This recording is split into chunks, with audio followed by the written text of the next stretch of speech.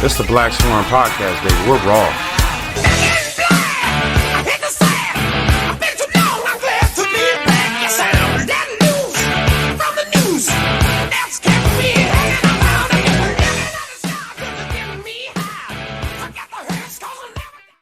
And welcome to the Week 15 edition of the BlackSwarm podcast. Hank Piper here with Rob Antonell. Tremendous interview with Drew Sarachman of Stark Media a little bit later on in the show. But for right now, as always, let's recap last week's win over Lake. Rob, what are your thoughts? I thought we did exactly what it took to win.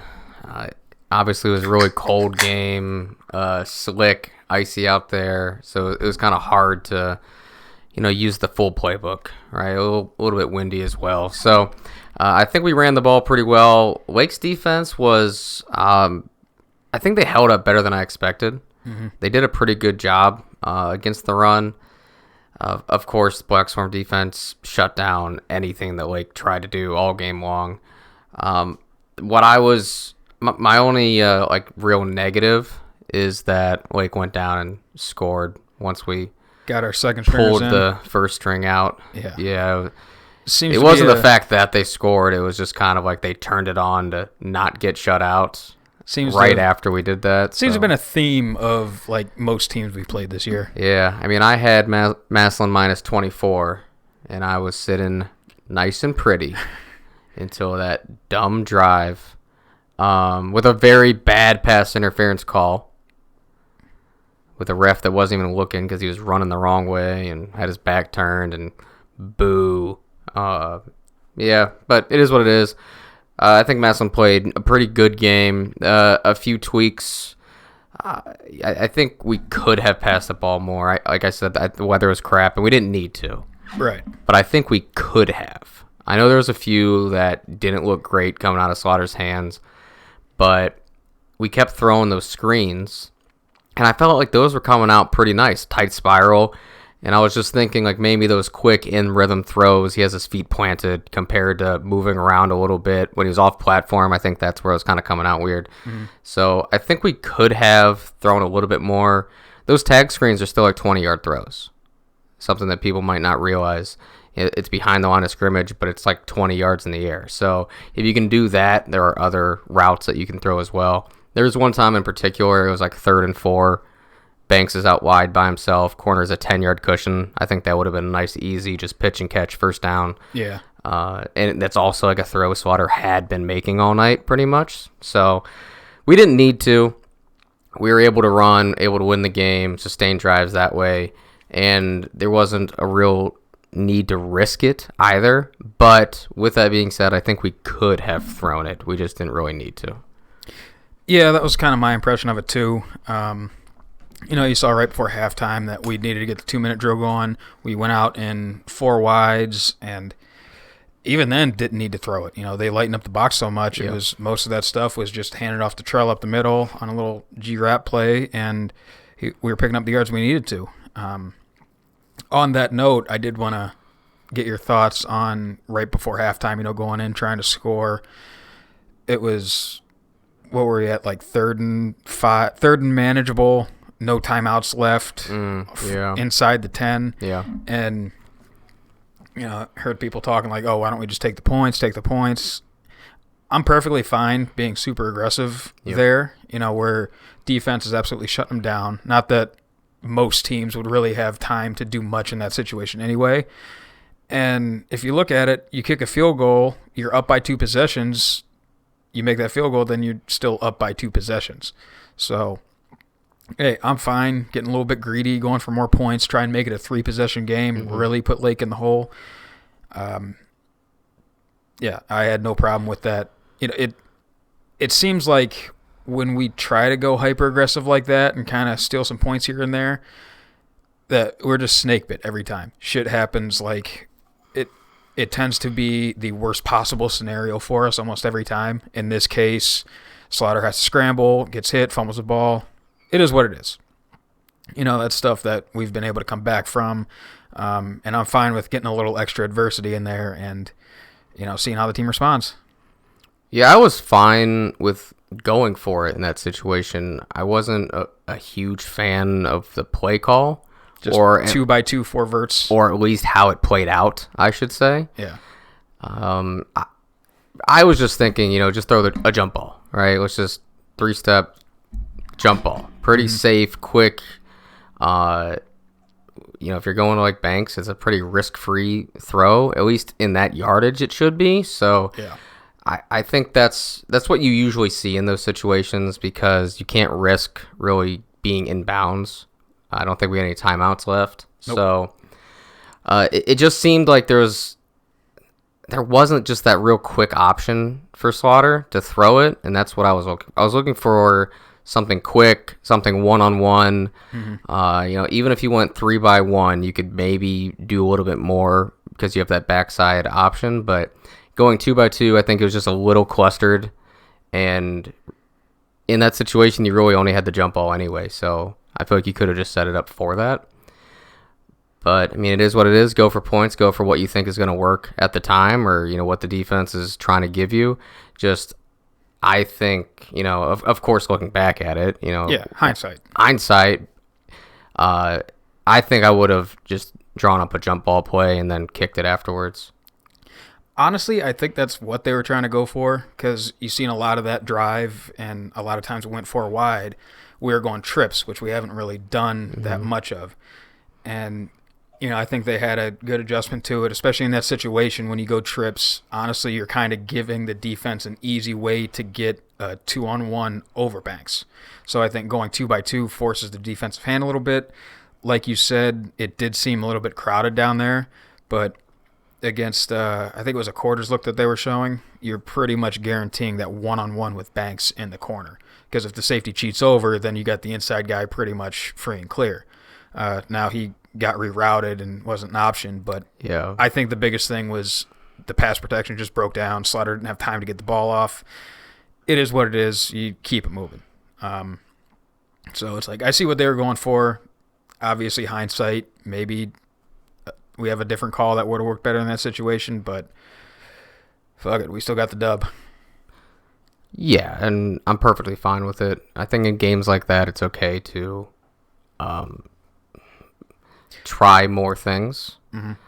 Not always take just the easiest, simplest option.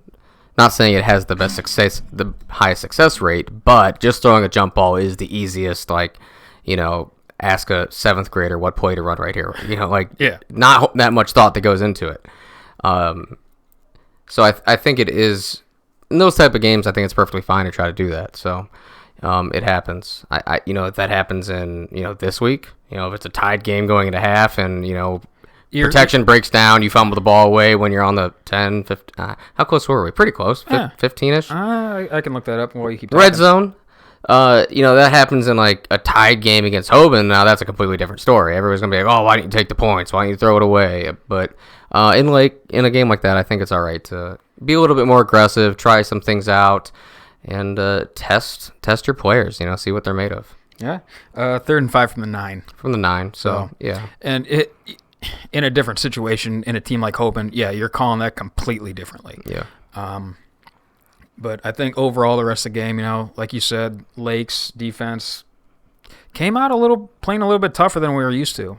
They were doing some different stuff on the defensive front, kind of fucking with our rules for power a little bit, getting some guys running in free. From what I could see, it wasn't dudes missing blocks. It was just they had it schemed up to where they were getting that free rusher. And sometimes it worked for them, sometimes it didn't. I think you look overall, what do we have? 241 rushing yards. I think it didn't work more times than it did for him. Pringle obviously coming up big time on key 3rd downs and just being a dude.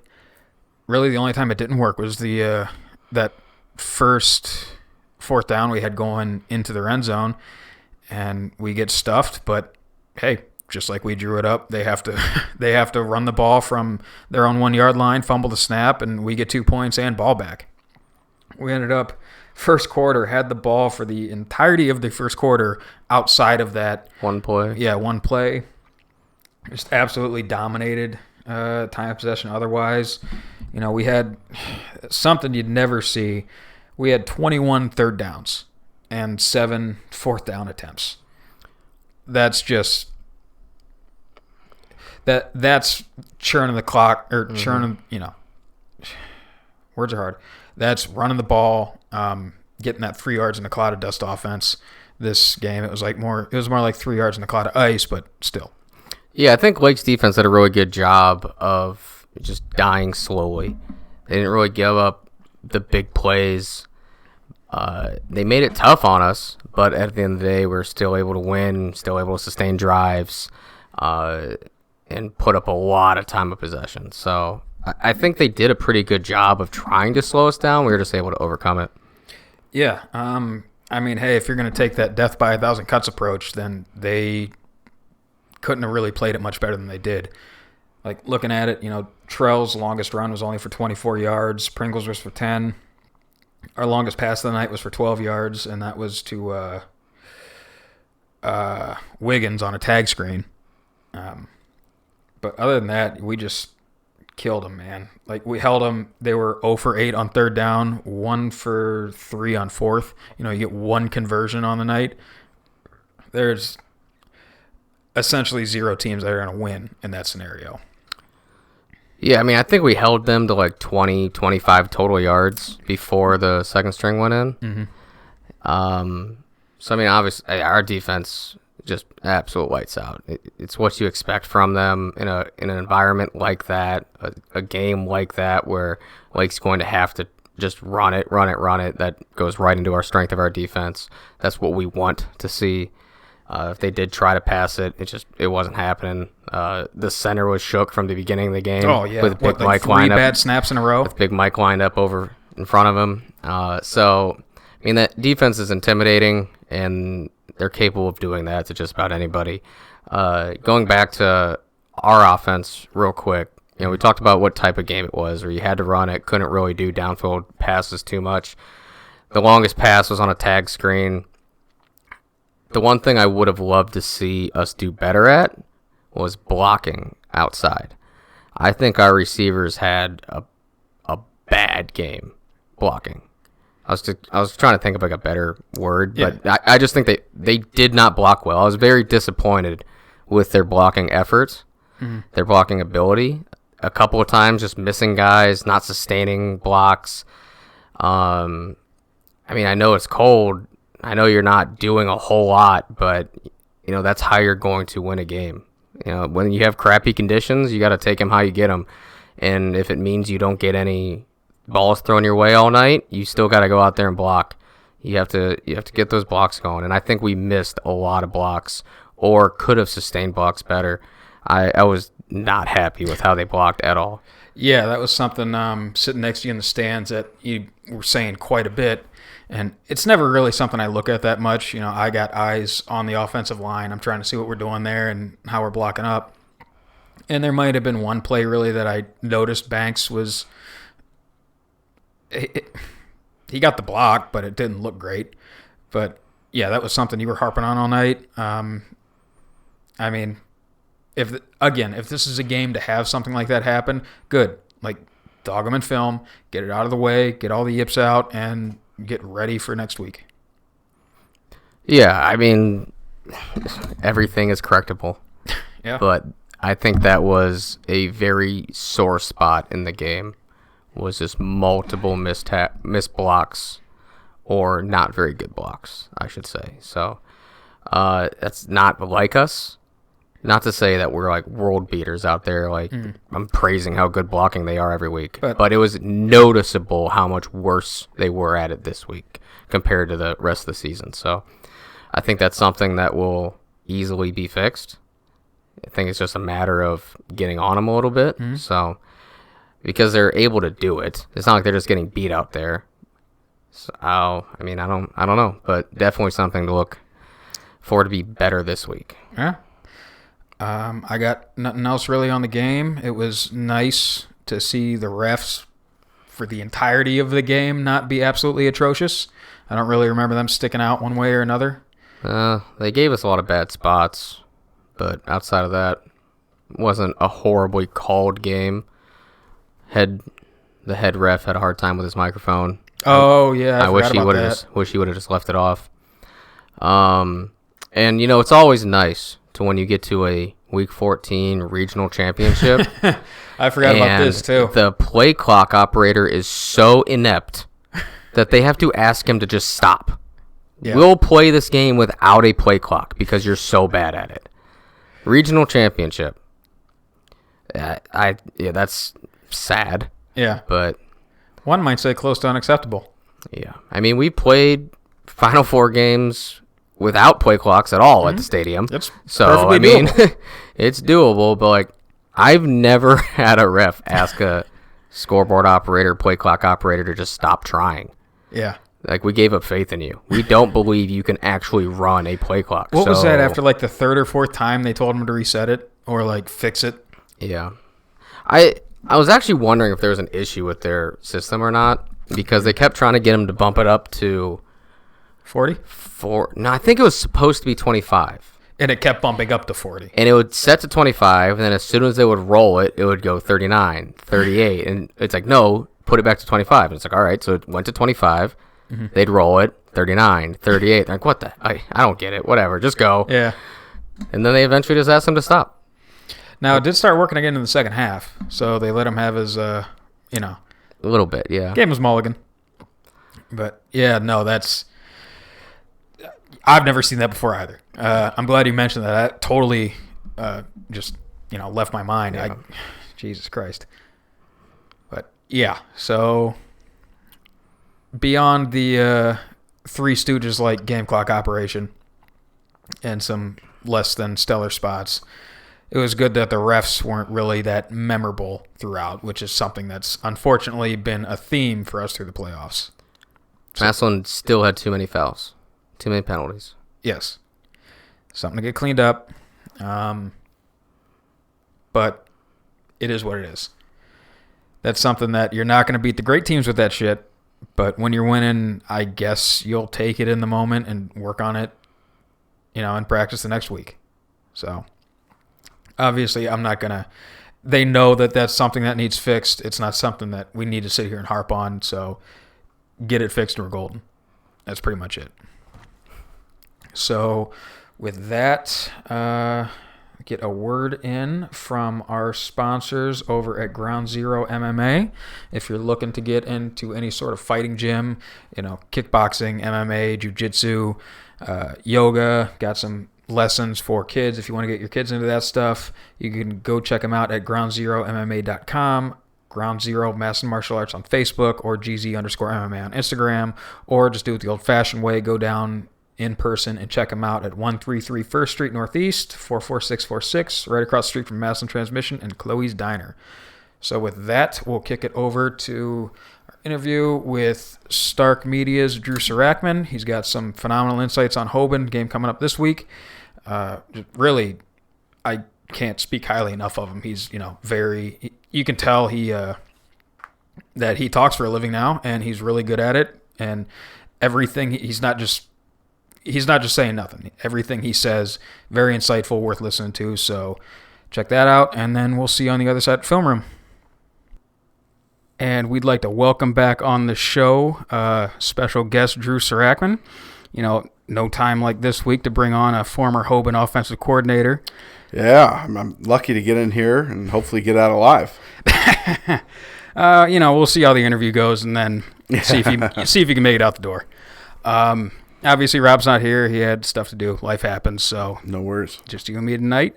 And hey, let's just get into it. Massillon Hoban, Infocision Stadium, big game. Would have probably a game you'd like to see as a state championship, but hey, state semifinal, can't be too mad about it. Yeah, it's both teams to this point have been pretty consistent. I mean, Hoban had that late blip in the season to Ed's, where Ed's really beat their ass. But I was kind of surprised they put this game at Infocision because the talk during the season is that InfoCision didn't want to have a game, and it was like pulling teeth to have Hoban St. V there because they're saying, oh, it's not worth it. So I think the OHSA opened up their pocketbook a little bit and was like, hey, we're not going to have these teams go up to Parma and get sniped on social media. Yeah. So we'll pay you to have the game at InfoCision. But, yeah, I mean, Massillon, hell, they've been consistent. You know, I think the last time I talked to you guys was right before the Fitch game. I thought they were going to beat down Fitch, and they ran the ball for 420 yards on them. I mean, down their throat. Ran power like 80 times, and just Fitch couldn't stop it. Yeah. So, I mean, they've been super consistent. I think both teams are pretty healthy. You know, I was telling you right before this, Hoban, the last 2 weeks, this is the first time they've had their whole expected starting defense together these last 2 weeks, the entire season.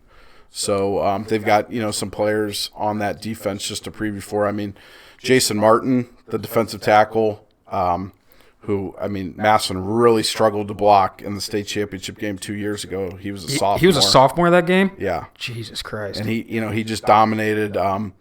You know, he's on that defensive line. David Bell, someone they got back from injuries, playing really well. Outside linebacker, DN type. Their best receiver from last year, a kid named Ricky Williams, is now playing linebacker, and he's like 220. He gained like 40 pounds in the offseason, grew about an inch or two, so he's playing well for him. C. Grant, remember C. Grant played at Ohio State? Mm-hmm. He's captain. His son is on the team. He's a defensive back. Damn. He's just getting back from injury. So, I mean, they're kind of, you know, at a time right now where they probably feel good because, you know, they're healthy. On the offensive line, they were banged up for a while, so I think they're getting healthy there. You know, Lamar Sperling, the running back, is an absolute stud. I mean, I think, and you know, I think that's good because I think Will Trell is probably going to come into this game with a little chip on his shoulder. I mean, that's all everybody talks about. It's freaking Lamar Sperling. Oh, you know, he's got over 3,000 yards and 50 touchdowns this season. I mean, that's freaking insane. And just to give you a little idea about him, so, you know, in the past we've had Todd Sibley and Diamante Trainum. You're familiar with those guys, Tyler Stickerson. For some reason, teams just don't get clean shots on Lamar Sperling. It's like his style of running. So that's probably why he gets more carries. I think he's probably getting 30 carries a game. He'll probably get 30-plus touches against you guys. But, yeah, I mean, they've been running the ball well. You know, as far as quarterback goes, they got a transfer in from West Virginia, Ja'Kai Long. He's a junior, about 6'3", 205, 210 maybe. And, you know, he hasn't really had to win them games. You know, they say he's athletic. Haven't seen him run much. He's very accurate throwing the ball. But when I watch him sometimes, it's just like I feel like he doesn't have it. You know what I mean? Like there's that it factor that you want your quarterbacks to have, and I just feel like sometimes he doesn't have it. And when I think about this game, you know, I'm like, okay, Hoban's front seven on defense, really good. Massillon's front seven on defense, probably the best in the state of Ohio. You know, Massillon's running game has been phenomenal. Lamar Sperling running ball for Hoban has been phenomenal. So there'll probably be spurts in this game where both teams have success running the ball, both teams have success stopping the run. So I think it's going to come down to which one of these quarterbacks between Jalen Slaughter and Ja'Kai Long make throws to win this game. I mean, when's the last time that Jalen had to make throws to win the game? St. Ed's? Yeah. So a couple weeks ago on our show, I think it was maybe the first round of the playoffs, I was saying, you know, I'd like to see Massillon, even though you can run it at will, maybe throw the ball 14, 15, 16 times so he can get back into the rhythm of throwing it that many times. Because, you know, there's timing things, there's feel things. You know, in the playoffs, the teams you're playing overall should be better than the teams you're playing in the regular season. Maybe not the case for Massillon so far. Unfortunately. In the playoffs. But, no, I mean, I think it's going to come down to these quarterbacks. Yeah, I mean, like you said, we saw Slaughter basically win us the game against Eds, kept us in the game. He had to sling that rock, and he did it.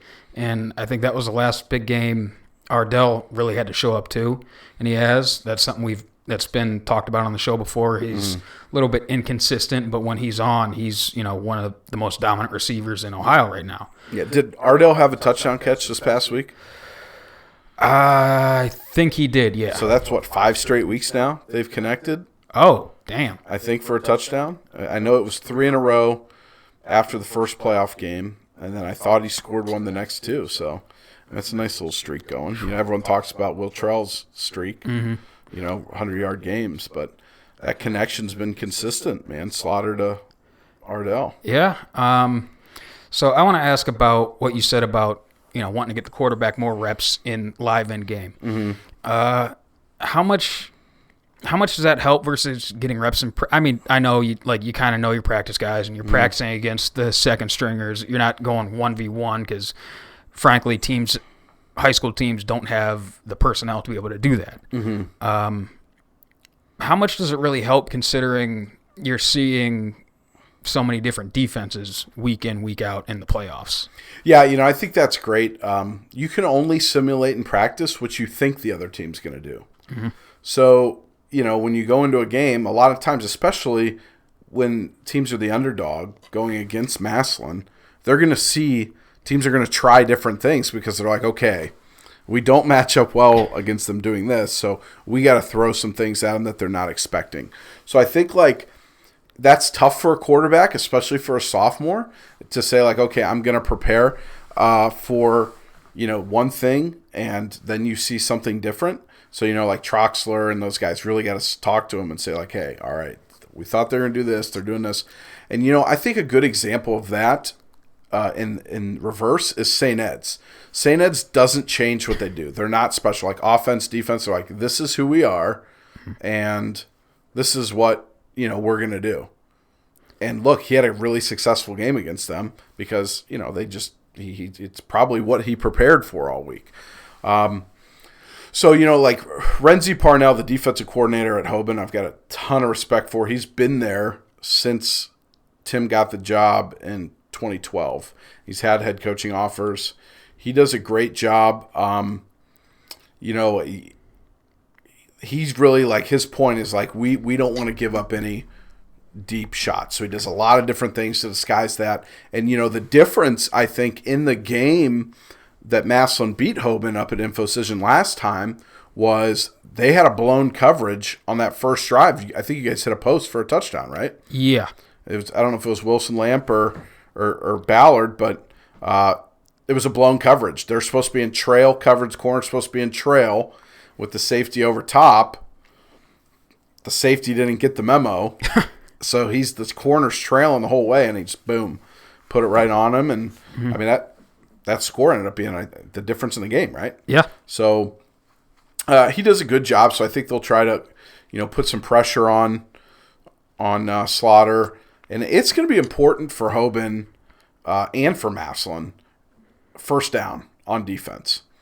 Get both teams in a position where they're behind the chains. Okay, and I think Hoban does this a lot, especially against teams that they think don't throw the ball well or haven't thrown the ball a lot, is they're very aggressive on first down.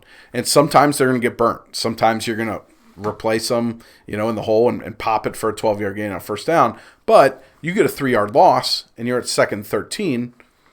I bet if you go back to look at Massillon, if they have a loss on first down, any team really, what's their success rate of gaining a first down? Right. So, and those are the wins that you've got to have. You got to have those wins on individual plays on first down.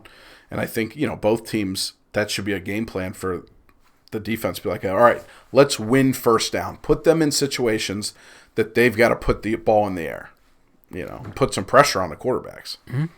I think, going back the last few weeks, really since the St. Ed's game, because just the way the schedule fell with the teams and everything, and especially in the playoffs, we haven't really been tested. We've been able to play that bully ball. And even if, we don't really get much of a chunk gain on first down, it's, 2nd and 10, 9, 8, that we're still running the ball and we're still picking up a good chunk of change on it.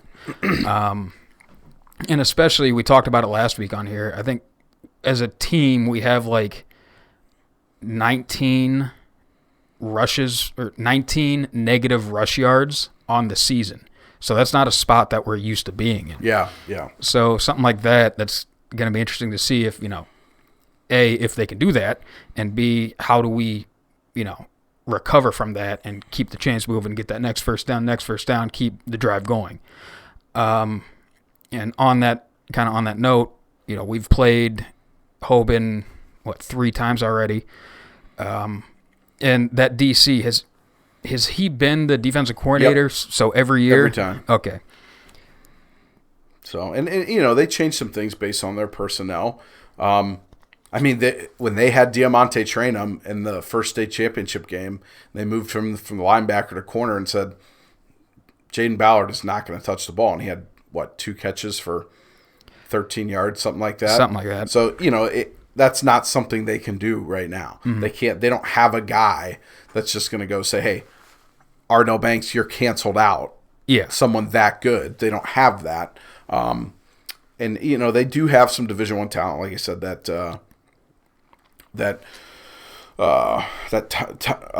What's his name? Tyson Campbell, the free safety, he's got Division I looks. Jadavian Crable is getting some Division I looks. On probably as a defensive back. That Ricky Williams is getting a bunch of looks. Jason Martin on the D tackle. The 2 DNs are, get some Division I looks, and that's just a result. And you guys know that the more successful you are, the more offers roll in for the teams. But the defense is good for Hoban. One thing that I've noticed this year, they struggle with some misdirection. And I know Massillon doesn't run a whole lot of misdirection. They run that counter back. Mm-hmm. But I think like watching St. Vincent St. Mary against them, their linebackers are super aggressive.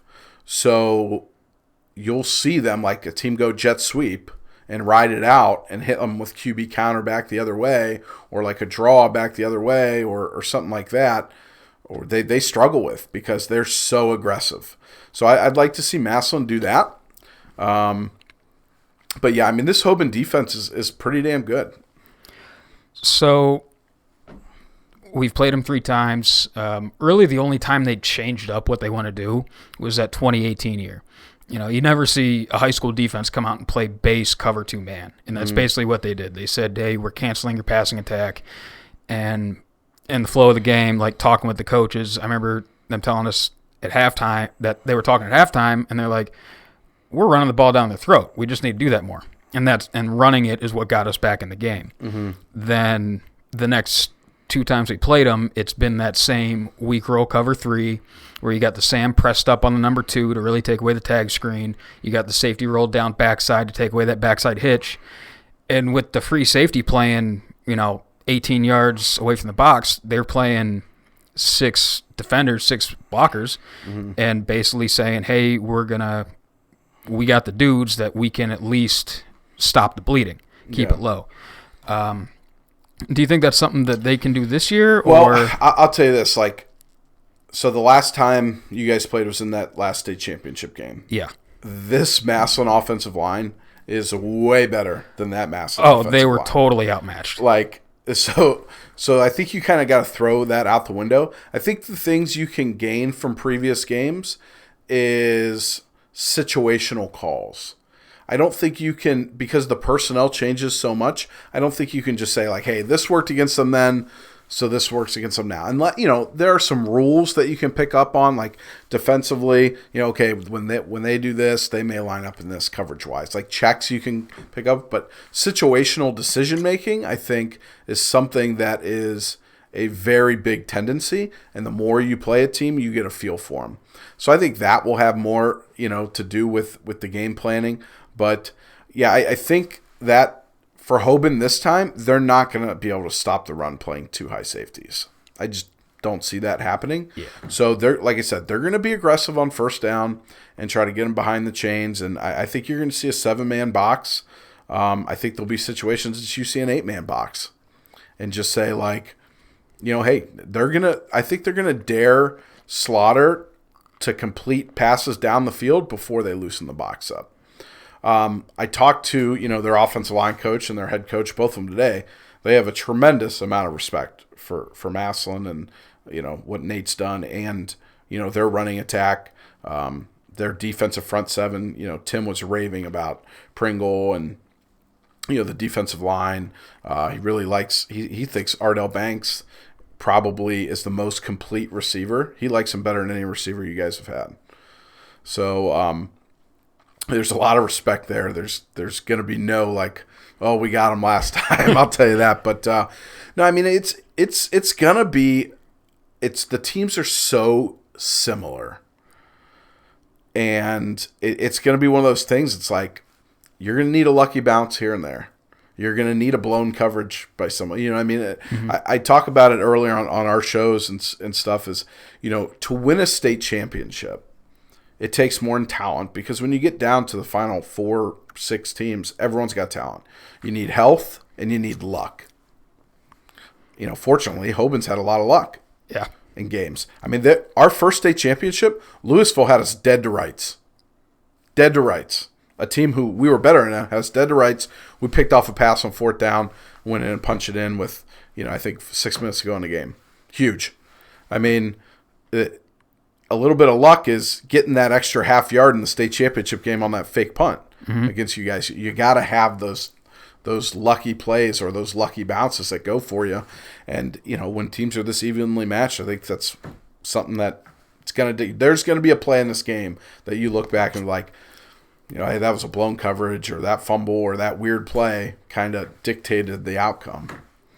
Yeah, going back to the 2018 game, there was the interception that wasn't early in the game. On our first drive when we were running it down their throats and we get to 3rd and I think medium, we throw a pass out to the flats. He's wide open and drop the ball. Yep. Like you said, that fake punt. I do want to ask you about that. Is that a motion or a shift? Because I feel like, they motioned him in. He goes under center. You have to pause a second before you snap the ball. Okay. So it's a shift. You can do that because he's moving forward. Right. Yeah, it's a shift. You have to pause. So it's funny. I'm actually sitting in the stands at that game, and I'm sitting with the Glen Oak coaches because I was coaching there at the time, and I just know Tim's tendency, and I'm like, this is going to be a fake. This 100% could be a fake. And they all look at me like, no fucking way. I'm like, this is going to be a fake. I'm telling you right now. You're going to walk out there, and you're going to hear this word, and I'm not going to say it because I think they still use it. Fair enough. But you're going to hear this word, and if you hear that word, it's a fake. And they walked up there, and you heard it, and I'm like, here we go. And they ran a fake. I mean, I just knew when the timeout was taken by Massillon, I'm like, okay, they thought about it. Massillon still, what was it? They were on their own, Hoban on their own 40, 38? Yeah, right around there. They're thinking like, okay, they're not in field goal range, so we're gonna try to put it away. So, but you bring up that game, and another thing I was talking about, someone was, I think it was J.P. Simon was asking me, maybe last week or whatever. He's like, well, you're an offense coordinator. What would you do against us?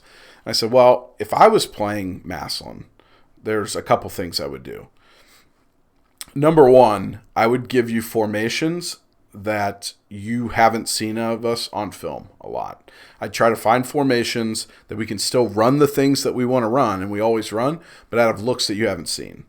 Because that's going to save me 1 or 2 drives where the kids are thinking out there. The other thing I would do is give you some unbalanced or uneven formations that make the defensive backs be accountable for the run game. Because how many times this year have your defensive backs had to be accountable for that run game? Not really. Not many, because the front seven's been so good. And I'll take you back to the 2018 state championship game. Hoban ran a formation, trips to the left. Okay. Their quarterback was in the back, or it's alone, empty, and you had tight end wing to the boundary. Yep. So they do their trips call, but now in the force player on the outside, the contained player is your corner, and the guy inside of him between the wing and the tight end was your safety. So you had two defensive backs who really were kind of your weaker tacklers there. Number 19 was over to the trip side. I can't remember his name. He was a stud. Oh, yeah. Really good player. He's probably been our best corner in years. Yeah. I don't know can't if he's remember playing his name safety either. or corner or whatever, but he's a really good player. And the first time they ran that, Shane Hamm, the quarterback, they just ran power to that To the wing side. Yeah. Touchdown. So that's a play where you're taking Massillon and saying, okay, we're going to make these defensive backs be accountable to the run game. Mm-hmm. And then, they hurt him. Then 3 series later, they come back to the same thing. What does Massillon do? They say, well, hell, we got to adjust. So now they're playing the trips. They're shorthanded on the trip side. They take number 3, cross the middle of the field, which was their running back, hit him for a deep pass right in the end zone. So those are 2 touchdown plays because you're giving Massillon a look that they haven't seen. And that's not just Massillon. I mean, that's a lot of teams, any teams that would happen to. But, when you're as talented and you have talent all over the field like that, those are game-changing plays, and you still have to execute them. Mm-hmm. But those were the 2 plays that made the difference in that football game because now they're what, a huge lead? What was 21-point lead at half? Something like that? Something like that. Those are 2 first-half touchdowns on 50-plus yard plays. So when you're looking for those formations, are you going back and looking at Massillon film and maybe trying to find something they had trouble with, or just coming up with something? I used to do that. I used to look and say, hey, what or not necessarily what they had trouble with, is see how they line up to certain formations. I go back and, I'm assuming both teams have every single film. Probably. So you're going back and saying, okay, how do they line up to these certain formations, and how can we run what we want to run against that? When I was there, we ran power like freaking crazy. Mm-hmm. So I'd be like, all right, which formations are beneficial to us running power? And I would, try to, and we would do that. We would always go formations, players, plays. Everyone's heard that. You know, Larry Karras. So find the formations that you think are beneficial to you, put it in the players' hands, who are your best players, and then develop plays off of that. So, that's the type of thing that we would do. But the other thing I would do, I think, if I were a team playing Massillon, is if I hit a big play, I would go tempo right off the bat. Make that front 7 tired. How many guys have you guys played on the D line? Really, Chase Bond and Marcus and those guys don't come out, right? Mm-mm. So make them say, okay, we're a good offensive line and we have a good running back, and you're going to need to play 6-7 defensive linemen against us. Because, you hit a long pass play. Say you hit a 30-yard pass play. I would be hauling ass, get to the line of scrimmage, and we're handing off the very next play. And those big guys, that's tough to handle because you just went all out on a play. Now you're doing a 30-yard sprint, getting back in the stance, and are you coming off the ball the exact how fast as you were before? I'd be running right at. So those are the types of things, but you still have to execute because, like I said, this Massillon front 7 is phenomenal. I'm glad you said that because part of that tempo, you have to hit the big play. You have to, get out the big run. You have to hit the ball downfield. So on the flip side, if you're Massillon, what are you trying to do to this Hoban team? I would load the box. I would move on the defensive line. I would give them some different looks. It's when you're running power, and I'm sure Massillon gets us too. You want those down blocks. You want them in great position. So maybe stem the front. Maybe do some things like that. And make Ja'Kai Long, just like I said. Hoban's going to make Jalen Saw. Make Ja'Kai Long beat you. Hey, you're about that hype. Prove it. And for Hoban, really, this year, I think their only big offensive playmaker for them, besides Lamar Sperling, has been. Now, there's guys that can make catches, obviously, out there, but big player has been Javion Crable. He's hit big plays for them. I think he's got 11 touchdowns on the season, but he's really only there. It's not like years past, like in 2020, where you're looking out there at receiver and they got 3 dudes, or you're looking over there and they're splitting out Caden Clark on the single receiver. They don't have that right now. So I want to go back to something you said earlier about, Slaughter's only real game where he had to win was Ed's. Mm-hmm. Has their quarterback been in that position this year or really ever in his career that you know of that he's had to go win them the game. The team he was at West Virginia, I mean, that was not good football. And he's still coming up to speed. I mean, this is a way different level of football. As far as, yeah, I mean, there's been some games where he's had to complete passes, but a lot of them have been in the red zone. You know, they're set up by the defense. Mm-hmm. You know, they had some close games that they've had to complete, but I don't think like from the get-go he's been like, okay, I'm going to have to make plays the entire game. And like I said, I mean, that's if I'm a defense playing either one of these teams, I'm making that quarterback make plays. Prove it. You want me to go too high? Prove it. Throw it. You know, and I think, you know, both teams would probably try to do that early, you know, is try to test these defenses because they don't want to run against 8-man boxes the whole game. You know, I wouldn't want to. So, and I think, you know, for Massillon, they've got to hit Lamar Sperling, the running back. Like, he's a kid that doesn't get clean shots on, but he's a little undersized. I mean, he's going to Buffalo. He's committed to Buffalo, and he's not a big kid. I mean, he's 5'8", 185 pounds. Like, he's not, you know, some big kid. So hit him, grind on him. So you're going to feel these 30 carries. So only game that Hoban's lost has been against Eds. Mm-hmm. We beat them this year. How much does having that common opponent and a high-level common opponent help scouting for each team, give you an idea? Because obviously the transitive property doesn't really work. You know, earlier in the playoffs, we played Canal Winchester. They didn't even get 70 yards on the ground on us. Mm. They beat Big Walnut, and Big Walnut gave us a game. Mm. Well, we let them give us a game, but you get it. Yeah, I think the common opponent lets you figure out personnel a little bit better because you know, like, okay, how did this tackle do against this guy? You know, how did this corner, you know, that one Ed's corner stunk. I think you guys picked on him the whole game. Well, was Hoban able to take advantage of that? You know what I mean? So those are the types of things you could look at personnel there and see, like, you know, how to gauge, you know, is how good is this kid? How good is that kid? Mm-hmm. And Hoban wasn't healthy in that game. I think they were without 5 defensive starters, and they got down early. So that was a game like, okay, Ja'Kai Long, you're going to have to make some plays, and they did. I think they scored 14 points in that game, so they struggled.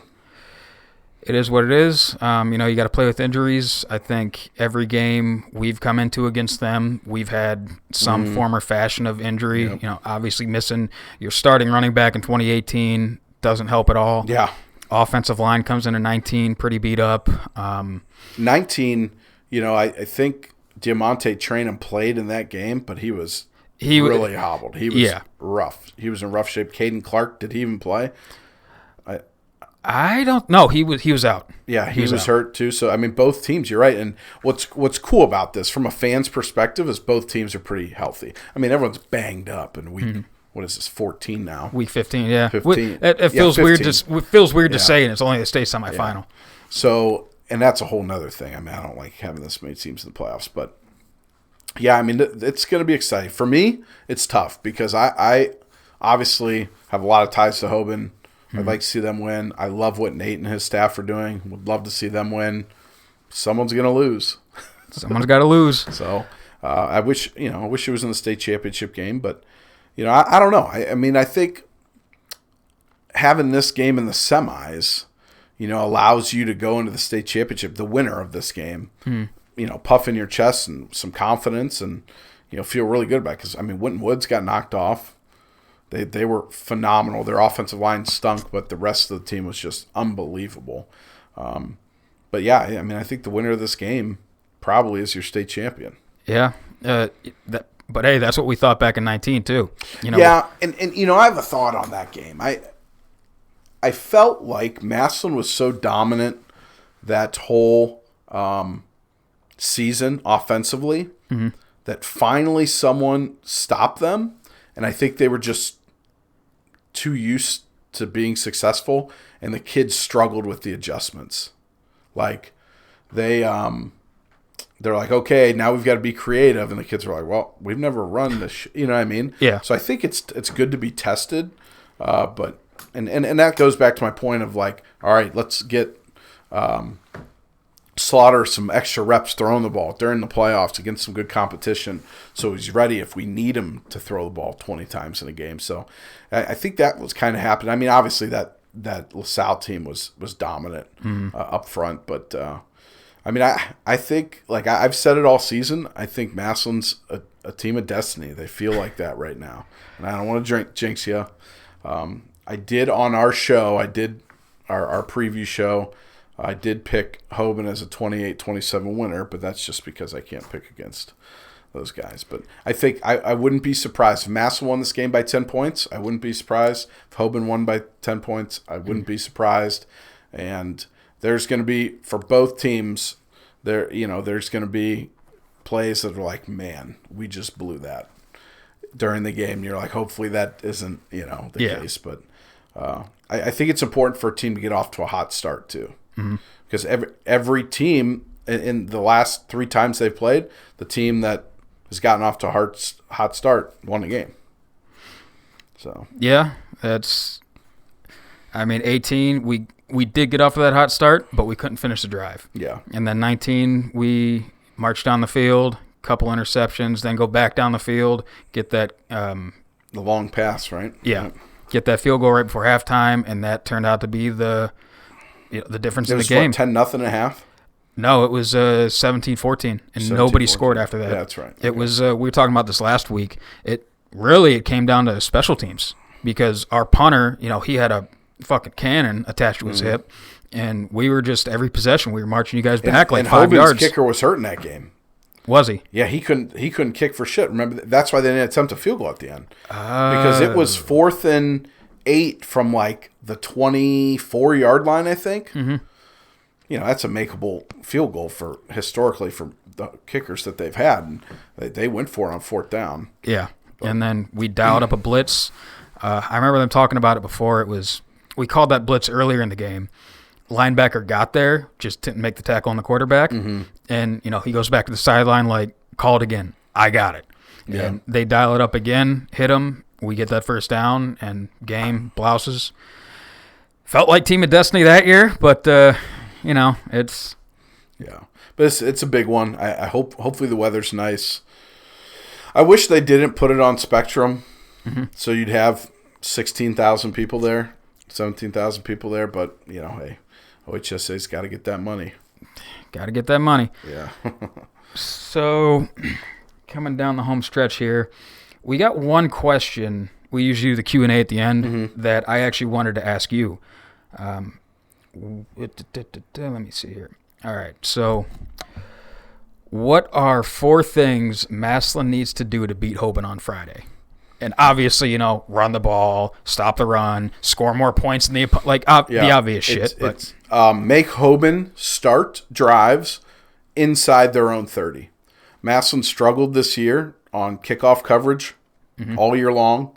You cannot give Hoban a short field because, their kicker is good, and that puts less pressure on the quarterback. They're going to be able to run the ball. So make Hoban start inside their own 30.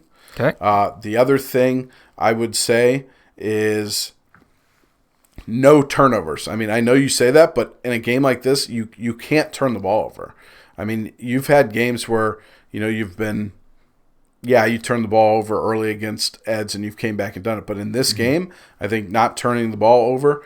Another thing I would say is, like I said earlier, win first down defensively. Win first down. Put Hoban in 2nd and long situations. And then the other thing I would say is make Ja'Kai Long throw the ball 20 times. I'll say this, whichever team's quarterback has the most passing attempts, that team will be the losing team. Without a doubt in my mind. I like it. So those are my 4 things. Getting flashes of I was over in the desert last year when everything happened, but I remember reading an article about after Winton Woods won the game, and one of their linebackers quoted, they said, if we made them have to throw the ball, we knew we won it. Yeah. So just flashes of that. I think it's the same. I think it's the same thing. I mean, I think the only the question marks on both these teams are the secondary. Like, how can they, and the quarterbacks. So, like, that's going to be where this game's won. Like I said, I think both teams will have success running the ball at times. I think both teams will have success stopping the runs at times. There'll be some drives where, Massillon's just, boom, 6 yards, 7 yards, 5 yards, 4 yards, and then there's going to be drives where, like, brick wall. So, and I think that's just, you're dealing with 16, 17-year-old kids, and it's not easy to predict what's going to happen. That's how the game goes. Got a couple more questions for you that we always ask our guests, but before we get to those, do you have anything you want to plug? Anything you guys are doing over at Stark Media? Yeah, check out. We just did it'll be out night before Thanksgiving, Wednesday night. We did a Stark County high school football fantasy draft. Everyone does their, all county teams and this and that. So we did something different. TJ Downing, Jeff Tyler, myself, we're at the Hall of Fame. We did a fantasy draft of all the players. I will tell you that I got the first week. We did it by position. So we picked out of a cup and then, okay, we're going to do the linebackers. Dorian Pringle is the best player in the county. And we made Will Butler our player of the year for that, for what he's done on both sides of the ball. But I do believe talent-wise, it doesn't mean he's the most talented player in the county. Yeah. Dorian Pringle is the most talented player in the county. But so we did that. Check us out on Stark Media Team YouTube channel. And then coming up, state championship week, we're going to be calling those games on 99.7 FM. We will have the game on YouTube. If you don't want to listen to Ray Jeske on 990 and the signal fall out for you, if you're kind of not in Massillon area, check us out on the YouTube channel. We will have the game. It's going to be a little different. We will have the play-by-play, but it's going to be kind of more stripped down, like Manning cast type thing. So we'll have audio of the game, and we'll analyze stuff that's going on and stuff like that. So awesome. So yeah, go check out Stark Media.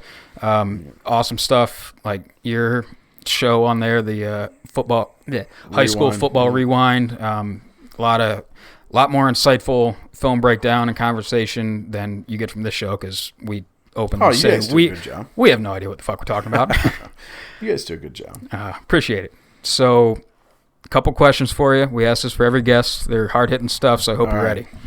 So, first question. Is a hot dog a sandwich? Absolutely. My man.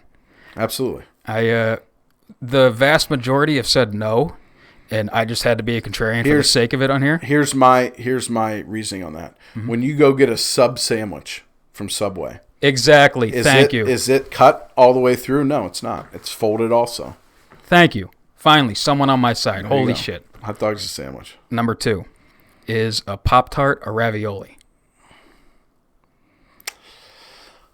I'm going to say no, because ravioli's pasta, and it's not necessarily a pastry. Okay. So I'm going to say no. And it's more dessert. Ravioli, I don't know, I guess you could have dessert raviolis or breakfast, but I'm saying no. No? No. I mean, that's another one. Everybody says no, so I got to die on the hill that it absolutely is. And that's been the pretty much defining thing most people have come up with, the pastry versus the pasta. Gotcha. So, yeah, man. Not T-Rex versus 3,000 cats. Who would win that one? That's a popular argument. Yeah. See, we haven't had a chance to do this in a while, just because we haven't had many guests lately. Yeah. I did see one on Jordan or LeBron. I mean, that one's been done to death. I saw this one on Twitter today. 2 gorillas, 100 people. Who wins and how long does it take? I mean, you'd think 100 people would have the ingenuity to beat gorillas, but are you talking 100 people from Alliance? I don't know if they're smart enough to do that, or but I'm gonna say probably 100 people. Yeah. I'm taking the gorillas, man. You got 6. In my head, you say gorilla, I'm picturing a couple silverbacks. Yeah. You got just a couple 600-pound muscle monsters. I'm not taking much over that. I mean, is it hand-to-hand combat? Yeah, I mean, you can't give the people guns or anything. Well, that's kind of cheating. Not guns, but you'd think all right, you go up from behind them. You're going to get your arm bit off. You're going to get your arm bit off. But if we can get enough people behind them and get those arms. That's true. Give me 30 to 40 crackheads that are just also like, adrenaline out their minds, and they're not going to feel anything. They're the first wave. Hold the gorillas down for like the other 60 people. We coordinate this. Good to go. Yeah. The only wild card in that is how well do the crackheads actually like listen and follow the direction. But yeah. So yeah, but you're right. A hot dog is definitely a sandwich. thank you, because I mean, you look at like a sub sandwich or a meatball sub sandwich from Subway. It's the same thing. Yeah, more or less. Yeah, you're just getting a little more high quality meat. Not elbows and assholes and More or less. thing. Thank you, my man. Yep. This is why we have you on. Well, good luck to your Tigers. I'll be disappointed no matter what the outcome is, and I'll be happy no matter what the outcome is, because I'd love to see, obviously, does Hoban need another state championship? No, Probably not. But I'd love to see Nate get one. He deserves it. I mean, it's been a historic year already for him. Mm-hmm. What he's done. People would say, oh, he beat Paul Brown's record. It's not that many games. That's not the point. The point is he was successful enough here to be there that long to do it. I mean, that's what's his win percentage, like 82%? I think it's like 81-21. After a 4-6 Yeah. first season. I mean, that's pretty impressive. What he's done is phenomenal. His coaching staff's awesome. What they do, development in the off season, has made the difference. Like I think I told you guys before, programs like Hoban and Massillon now, you look at them, their juniors look like everybody else's seniors. Their sophomores look like everyone else's juniors. And that's the weight room, and that's the development, and that's why both programs are so good. Yeah, you go to the lift-a-thons, the off-season stuff, that we do, and it's a high school team. You're expecting kids, and it's a bunch of grown-ass men putting up 405 for reps on the squat. Yep, exactly. So, yeah, you're in a much better spot than I am, because I'm hoping for one outcome, and if that doesn't happen, it's going to be it's not just going to be a bad day. It's going to be a bad month. I get it, man. I get it. I mean, it's you guys are due, right? You're due. We've been saying that, man. You do things the right way for long enough, and eventually the luck's going to come with it. Yep. Ball's got to bounce right for us one time. Yeah. So with that, Drew, thanks for being on, man. Really appreciate you. Appreciate you. Everybody, go check out Stark Media and all the stuff Drew's doing. Like we said, it's phenomenal stuff. So check them out and go Tigers. I won't say it because the Hoban coaches will replay it on the TV in the coach's office. But I wish you guys luck too. Appreciate it. All right, now to get into a little film room action. We start off looking at the late game from the man himself. Can I guess? Damn. Trell's highlights? Yeah. Because they never start before the snap. That too. I mean, he had, 170-some rush yards this game. Tied the record for Travis McGuire's single-season rush yards at 1,976, I think. I wrote it down earlier. That's the only reason it might be in my head. Could be totally off base, but it's like 1,900 something. Okay. So, yet to have a single game under 100 rush yards. Just been an absolute workhorse for us. So that's why might as well keep watching.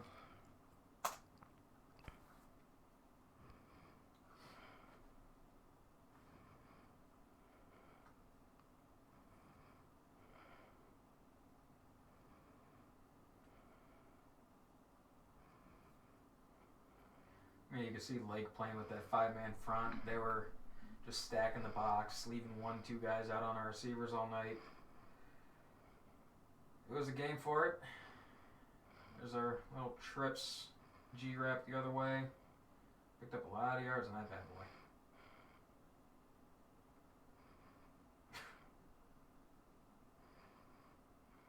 Not often you get to see a running back try to hit the hole, pirouette out of it, and hit backside off tackle. Not many this week, true. So, I mean, worth watching through twice, huh? Yeah, sure. Any insights? I mean, he had a lot more runs than this. Yeah. I think he did a good job of, just taking yards when they were there. Not too many negative plays. He's able to bust one or two, but in general, they had him pretty bottled up.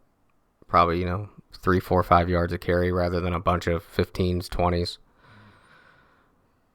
But, I mean, if there was a game for it, this would be it. Just Yeah. He's a really patient runner, and I think it works for him, especially when our guards are getting there late. But there's a few times where it was like 3rd and short, 4th and short. I think maybe like that very first time, the very first drive. Was he the one that we tried running it in with? I can't remember. I figured it would have been Pringle. See, I feel like Trell, he's a really patient runner. He's able to hit the hole when it's there, and he's not afraid to lower his shoulder.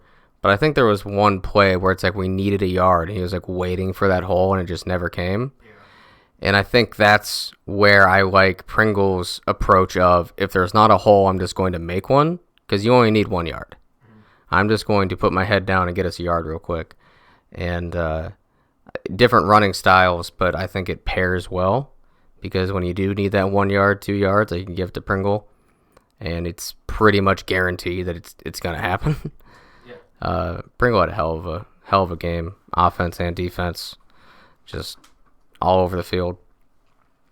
Which is pretty much his standard at this point. Yeah. And I'm glad you said that, because next man up got some Pringle highlights. You can see here just, what's that, a double tight end, double fullback, running just absolute. They're loading the boxes. This is football in a phone booth. 4th and 1, 1.25. Basically student body right, and ain't getting nothing going. Yeah, forced fumble would have been a 4th down stop anyway. Different play, but squares him up and makes a tackle. See a little bit of the wind affecting the camera here.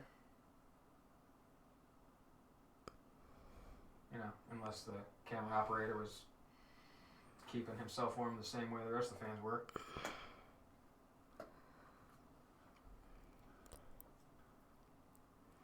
Yeah, he's so instinctive. He gets off blocks really well. Here, I love this play. Just a little play action, trying to sneak. So we're using that, what we talked about a couple episodes ago, the flow of the backfield, where you're using the guy who's not getting the ball as a blocker. You're just trying to sneak trail out into the flat, hoping the defense bites up on the run action. And ain't nothing there. And Pringle's real only responsibility on this play is pass pro. But goes up in the hole, no one to block. See Slaughter scramble, gets open, receiving touchdown. Yeah, he had a great game, and I think there's a lot more highlights that could be on here from him. But just an amazing game for somebody that lives in the trenches like this, going both ways. So this play, I think, might be his best one on the highlight. Just slicing under the lead block by, I don't know if it was the fullback or the pulling guard, but slicing under that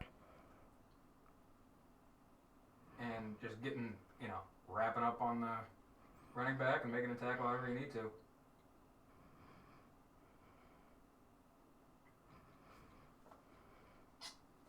Let the quarterback know you're there.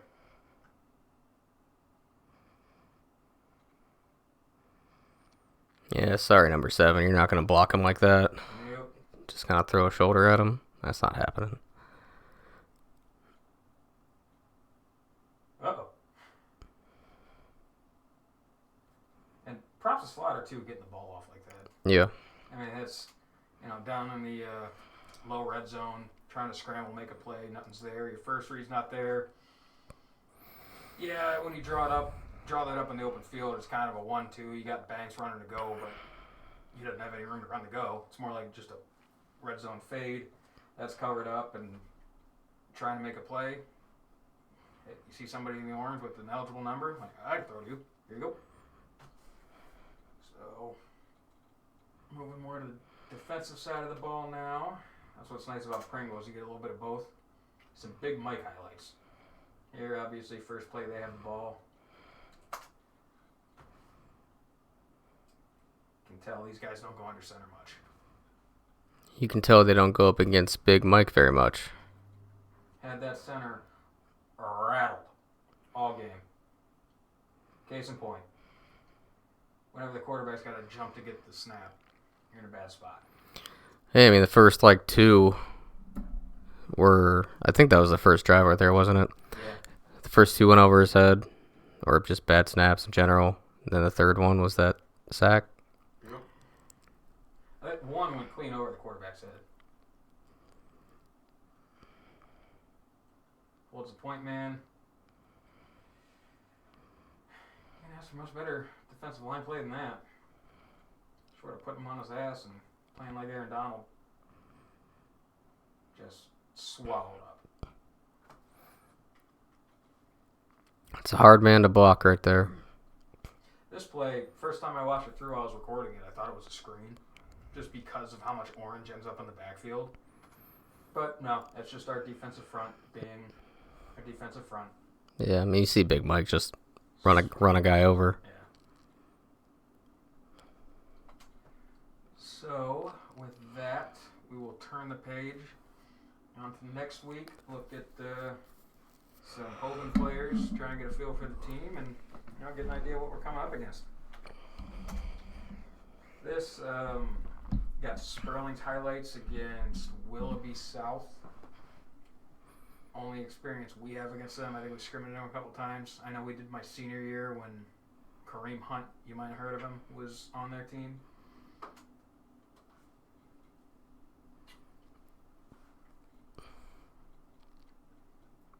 We'll check with me action.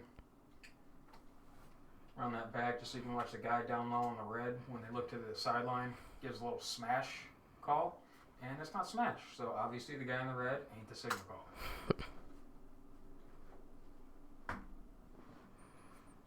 He's the only one that gave a signal too.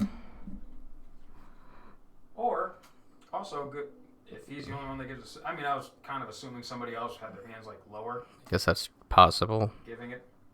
But hey, if he's their only signal caller and they call something else, make it look like smash, that's just why they're so good.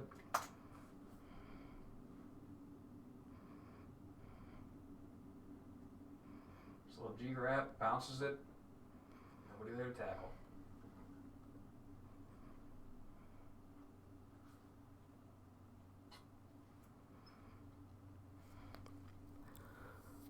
Just same signal from the guy in the red. Same play, just to the left side this time.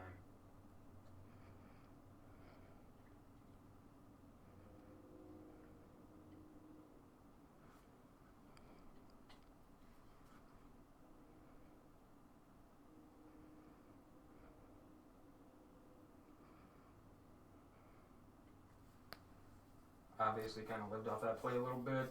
Spread them out, shred them up the middle. Here, a little bit of look at their Maryland eye they love to run.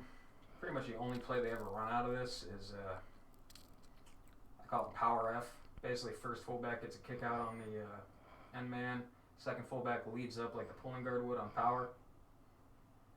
That way you don't have to pull anybody, worry about run-throughs on the offensive line. Everybody just down blocks, washes defense down. It's a good play, good short yardage play.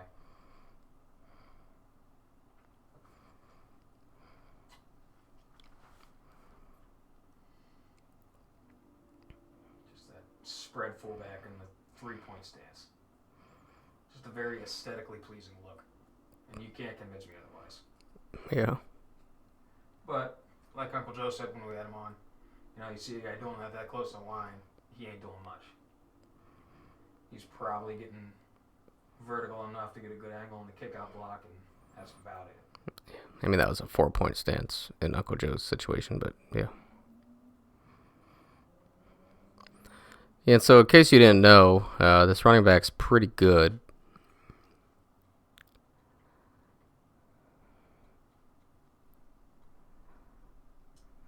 Here, a little bit of diamond formation in the pistol. Basically that same play they ran from the Maryland eye. Kick out the end. Lead the second guy up and through. Line down blocks.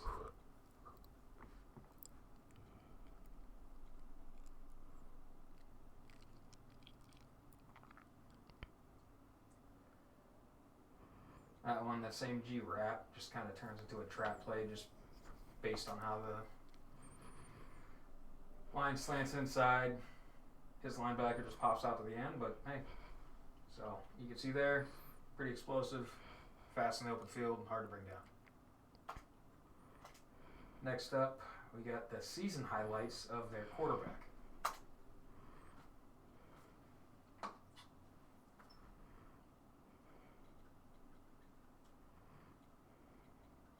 More of this, please. I really hope more teams start using drones to get their all 22 film, because that's just a tremendous angle.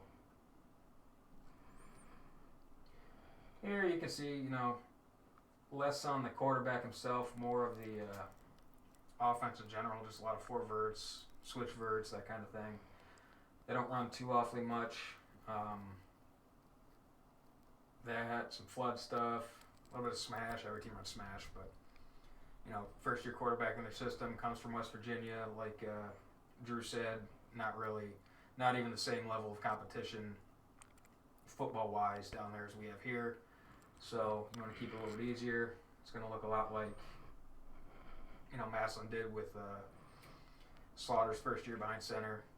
Keep it easy on the quarterback and lean on the run game. That being said, he can still make some throws because those shots up the seams, getting over the linebacker's head, are not easy to make.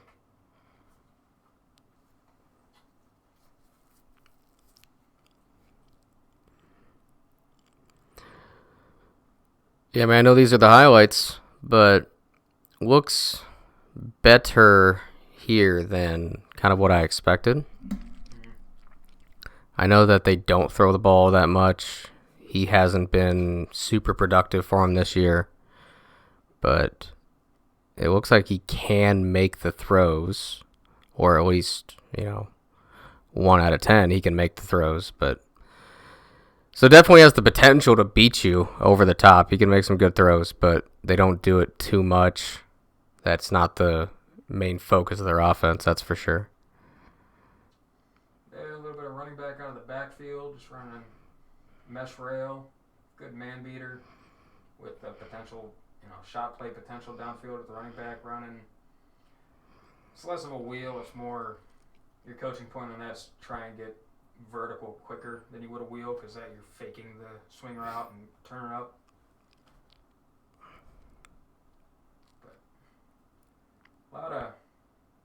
a lot of plays you see on this at least stuck out to me where dude's just wide open streaking down the field, and he can hit him in stride, but how much are you counting on busting coverage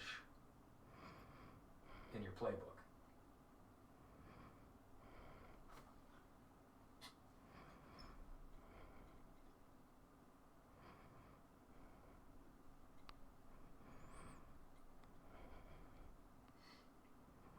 Kid's got some legs on him too. He's not just going to stand back there, take his drop, and pat the ball. He's going to look to run. If a play's not there, he's going to scramble. Got to be stickier in the coverage. There's zone match stuff. When you match a receiver, you better stay on him, because if our defensive front can't get home, you can do what he did right there. Yeah, made a couple good throws while scrambling there, keeping his eyes downfield. He does throw into coverage a little bit. And I also think he hangs the ball out a little bit too much, maybe. Mm-hmm. I'd like to see like a full game's worth of throws from him, not just the highlights. Yeah. Because I want to see if there's a lot of contested passes. If there are some interceptions in there. Because it's nice when the receiver is open deep. You can put a little extra air on it like that, but some of them I thought kind of floated on him a little bit. Nice little play there.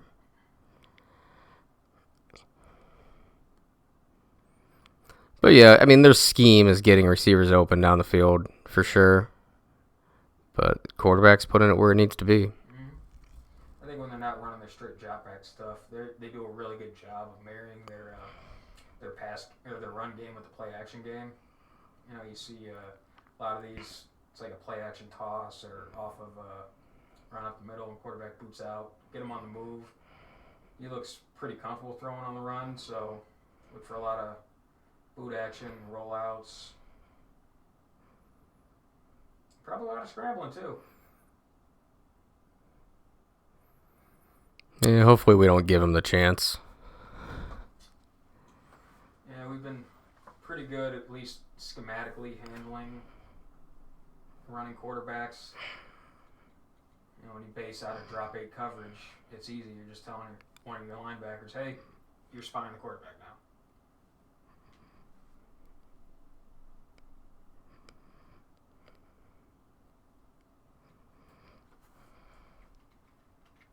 So next up, Drew Holt. It's his cell phone number if you want to keep him up. Thursday night. I probably should have edited that one out. Hopefully it's not his, might be a coach's. If you want to keep them up Thursday night.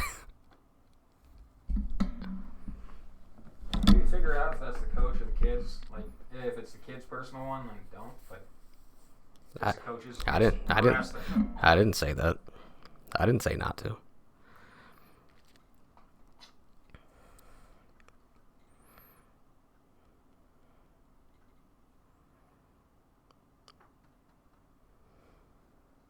Playing both left and right side. He's got a couple snaps as a tackle, like here for tackle or tight end. You know, like Drew said, they've dealt with injuries all year. Moved him around quite a bit.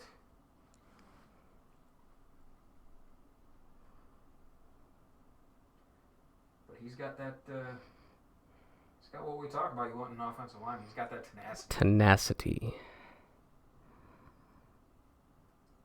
A lot of plays you watch him. You know, he finishes it with the guy he's blocking on the ground, and he's over top of him. And that's just soul-sucking as a defender.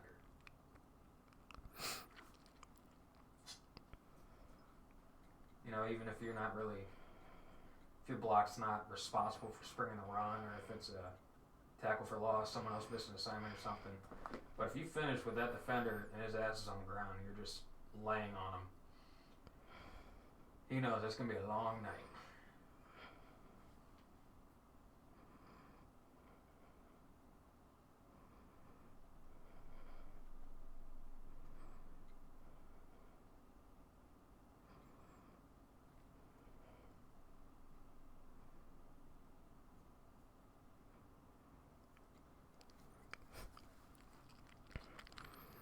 Number 50 for them has a very quick get off.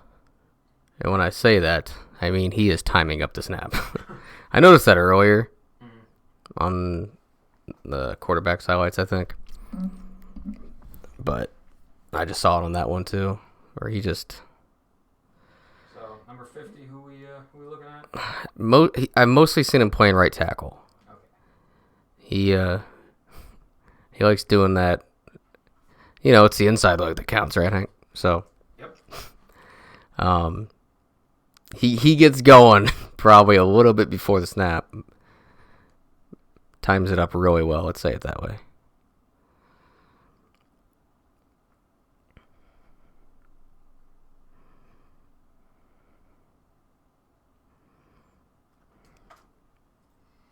So yeah, good player. Like we expect, their front is a strength of their team. I mean, a pretty good power run team. A lot of different concepts in there. Power counter, inside zone, power F. A little bit of buck sweep action too on their jet action stuff. A lot of stuff to scheme against, and even better players execute it. Yeah, and you can probably expect that they'll have a few extra things this week as well. Let's keep it moving. A little bit of their nose tackle. Probably one of the best players on defense. Here against the dollar store brand San Francisco 49ers.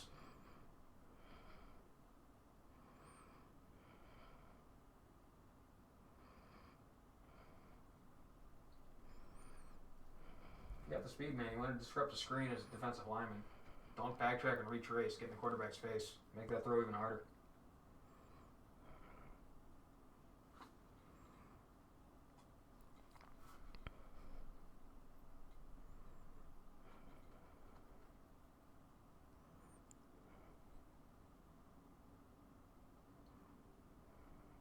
Single-handedly stuffs the quarterback sneak.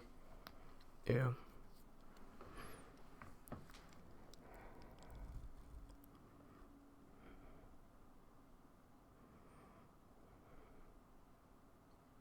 Following play gets in there. Ends a drive himself.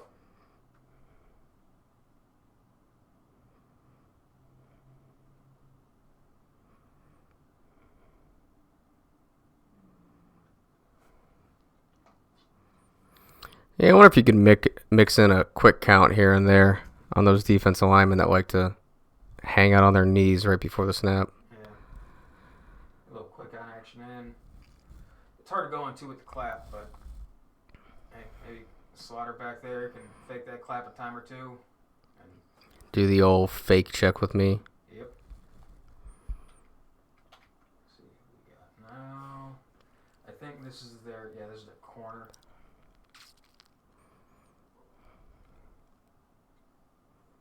Yeah. Oh, it doesn't get easier than that. Yeah, a couple of his interceptions. It's lollipop after he just gets beaten bad by the Yeah, because that's not a highlight. double pass. Happened on that first play too. He kind of jumped it at the wrong time. Fortunately for him, it was a horrible throw. Hey man, goal line. If the receiver's just streaking down the field, not many places he can go. He flipped his hips too early. It's a little bit of spot time at running back as well. Some offensive plays. He's an athlete. He's got speed.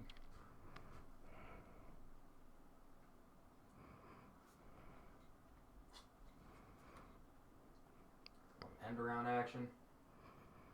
Yikes. Your playmaker's ball in space. Oh, was that St. V?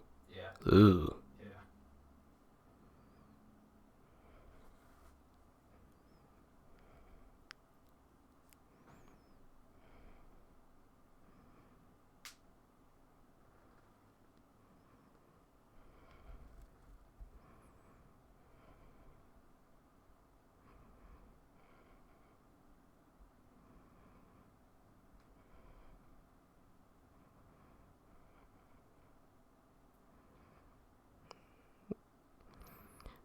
So far, I like him on offense a lot more than on defense, but he looks okay on defense, but oy.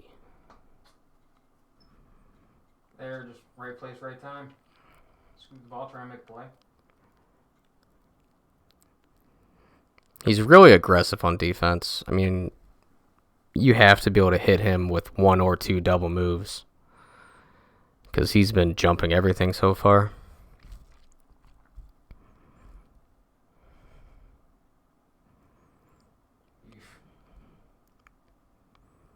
A lot of bad throws and quarterback play in this highlight reel. Yeah, I mean, they're just going against not good competition there. Not to take anything away from him, Yeah. but the competition there was just horrible.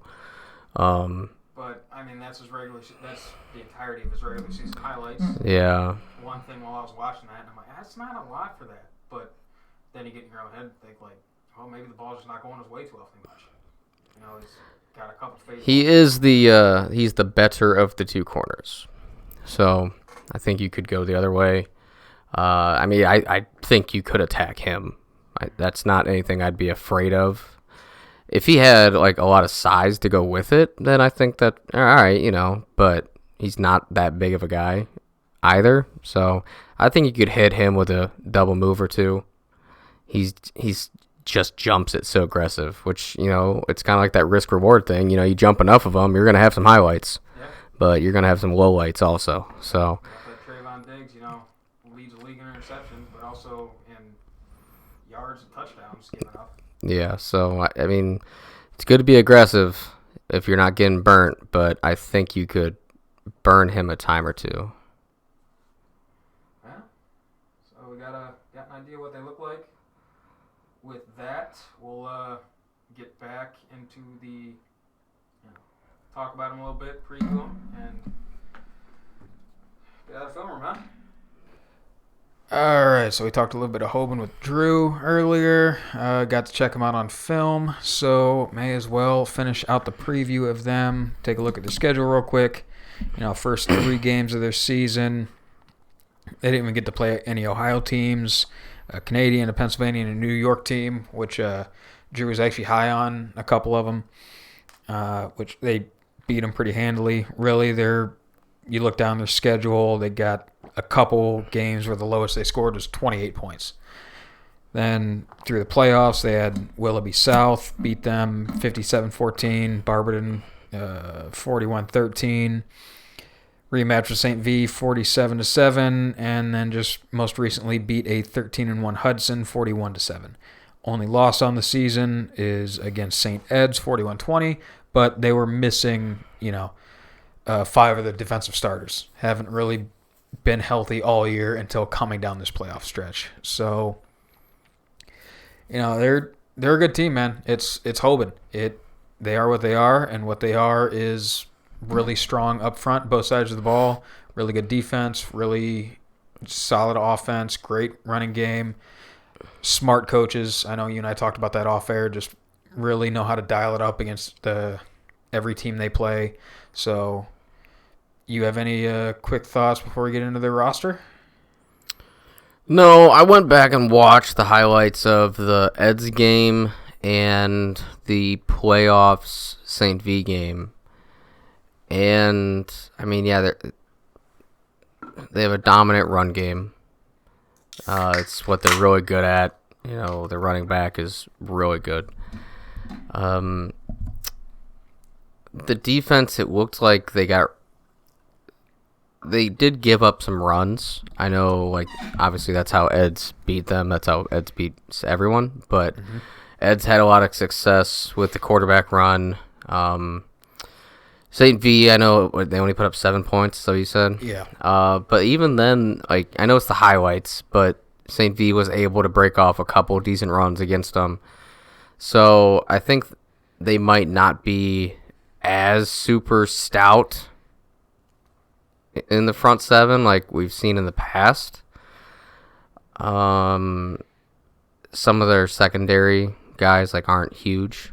We kind of just referenced that a little bit, but just all in all, a really good team as expected every single year.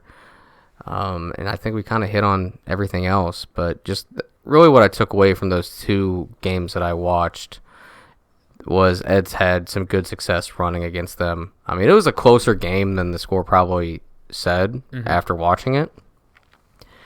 And that St. V one, I don't think St. V's is really that great, but they're able to get a couple chunk runs. So hopefully that bodes well for us in our running game, because I think if we're able to run the ball, then we have a pretty good chance against anyone. So yep. Hopefully that keeps going. But we can jump into their roster real quick. Yeah, let's check them out. Drew went over a couple guys, gave us his thoughts on them, but it's still good to get the measurables, size them up, and check them out. Yeah, so that offensive line, really big, really good offensive line. What order that they're lined up in can change, but the way that it's listed on paper, they go 6'5", 395. Bigums. A real big guy there. 6'3", 320. 6 foot 260, 6'1", 285, and 6'5", 290. So really big offensive line. That right tackle, number 50, the one we didn't show his highlights, but we talked about him on film a little bit. He's got offers from Kentucky, Michigan State, Pitt, the likes of that. We talked about that right guard, or on paper he's a right guard. He moved around for him a little bit this year. Really good finisher. We saw that. He's got that tenacity to him. That left tackle on paper, 6'5", 395. He's a big boy. Big boy. He's a big boy. But he is kind of athletic for his size. He can move a little bit.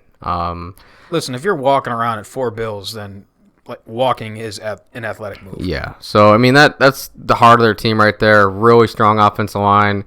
And, Lamar Sperling, could be Mr. Ohio. Probably should be. Really good running back. He's got everything you want. He does not go down easy. He's got good vision. He can break them off. Just a really good all-around running back. And the quarterback, we showed his highlights, talked about him a little bit. He's listed at 6'2", 195. Sperling's listed at 5'10", 190. That's one thing that you weren't here for and Drew talked about is nobody really gets a good shot, like a good solid shot on Sperling in the open field. Yeah. I guess he's got that at point of contact shiftiness where you two can square up, but he's going to make you miss a little bit, and you're going to have to get an arm on, and if you can get any sort of contact, you better be able to wrap him up and bring him down. Yeah, the good ones are really good at avoiding just the square contact, for the longevity. It's still a tackle, but you're not getting those huge impacts. Mm-hmm. And then, you break off a few tackles that way. If they don't wrap up correctly, if they think they can just throw a shoulder into you and they don't hit as square as they thought they're going to, you bust it off for another 10, 20, 50 yards after that. So that's what the good ones do. At receiver, they have Jay Crable. He's 6'2", 210. Big boy. And then they go 5'10", 150, 6 foot, 165, 5'9", 140 after that as well. But, yeah, I mean, Crable, he's their big receiver. Wouldn't be surprised if they try to get a matchup with him once or twice against us.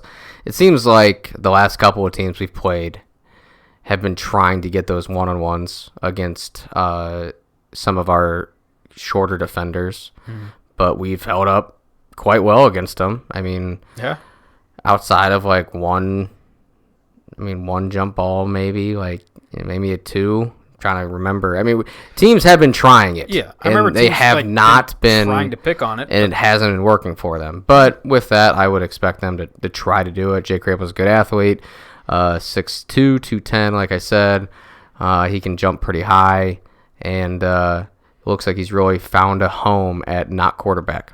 Yeah, it's good. He finally got moved to a more natural position that doesn't include throwing the football.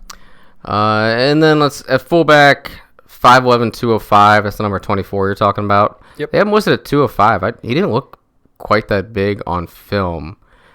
He did look like he was adamant to hit people, so it made up for it. I was going to comment on his size, but then I saw him going out there and hitting people, and it's like, oh, well, you're still not the biggest guy on the field, but if you hit people that hard, it's probably going to be a decent block. Yeah, so even against good players, if you throw your whole body at him like that square, that's a decent block. So hey, the dark jerseys are slimming. Yeah. Unless you're number 74. And, they run a bunch of different formations, and they'll move people around also. And I would expect even more of that this week because Hoban always seems to have something a little bit different when they play us. So that's their offense on paper. So they have a huge offensive line, really good running back. Got some athleticism with the receivers, a little bit of height, but it's all about the run game with them. Yep. Better be able to stop the run. What do we got on defense? All right, if we go to their defense, up front they go 6 foot 250, 5'11", 295, 6 foot 255, and then they got Jake Crable listed there as a defensive end also at 6 foot 210. All over the field. Not taking snaps. Yeah. It's almost like his more natural position was almost anywhere else. He probably could have done that here. So I think it's their nose tackle. Is he the one that 52? Yeah. He's the one that you showed the highlights of. Yeah. So I mean, really good player. He's been playing for them for a couple of years now. He was real big a couple of years ago as a sophomore. Yeah. If you're feeling a little masochistic and want to go back and torture yourself and watch the 2020 game. He was living in the backfield all night as a sophomore, just outright torturing us. Yeah. If we move on to their linebacking core, 5'9", 180, 6'1", 220, 6'1", 205, 2 juniors and a sophomore. So not just huge, overly sized guys there. I imagine that they're all pretty athletic. They run well, probably read really well. Is it real fundamental guys? A little young, 2 juniors and a sophomore, especially that sophomore. I mean, shows a lot of potential, but he's still a sophomore. Yeah. Hoping that just this whole combination just meshes well to us being able to run on them. That's, I mean, like we've said, if you can run on them, that's a really good sign. If you run on anybody, that's a really good sign. So hopefully that all of that combines into us being able to run the ball. Their safeties, number 1, Tyson Campbell, 5'11", 170. He's the best person in their secondary. He's got offers from Michigan, Kentucky, the likes of those. Fast, twitchy, really good player. His dad was a captain at Ohio State back in the day, too. Drew dropped that little piece of knowledge. Oh, nice. Freddie Lennox's dad was the Great Lakes Midwest Player of the Year. All of the lakes? He was like Midwest America's Player of the Year, something like that, yeah. Damn. On his way to Ohio State before I ended up going to Cincinnati. Because you know how that kind of stuff goes. Supposed to go to one school. Yeah. That's how she goes. That was a little bit before our time. A wee bit. I mean, a player on our team's dad. Yeah. But it really wasn't that long ago. Yeah. Early 2000s? Ooh, Early 2000s? I think so. Fuck, are we that old? Well, he played with JP at Cincinnati. Fuck, we are that old. Yeah. And that was early, mid-2000s, yeah. Mm-hmm. Yeah. We are that old now. We are pretty old. Their corners, we talked about Xavier Williams. He's 5'8", 150. As a junior, plays both ways. They like to get the ball in his hands. The other one, 5'9", 145 as a sophomore. So not a whole lot of size on the outside for them. So I think we have chances to get matchups of our own. Mm-hmm. So, I mean, how you can draw it up, it's going to be interesting to see if they just kind of run a static defensive backfield, like regular coverage like they would against anybody else. If they try to maybe follow Banks with, I would guess, Xavier Williams out of their corners, or even if they take Campbell and pull him from his safety spot to spy Banks. I mean, either way, their tallest guy is 6'1". Their other safety, who's not their best player. So I would guess if they were to spy him, it's going to be their better corner or better safety. That makes sense, right? But or if they just go out there and run their normal defense, I'm not sure. Mm-hmm. But I think we can find ways to move guys around. We've been doing that all year, so that's nothing new for us. I think it would just be interesting if the defense is also moving guys, because that just adds one more element to it.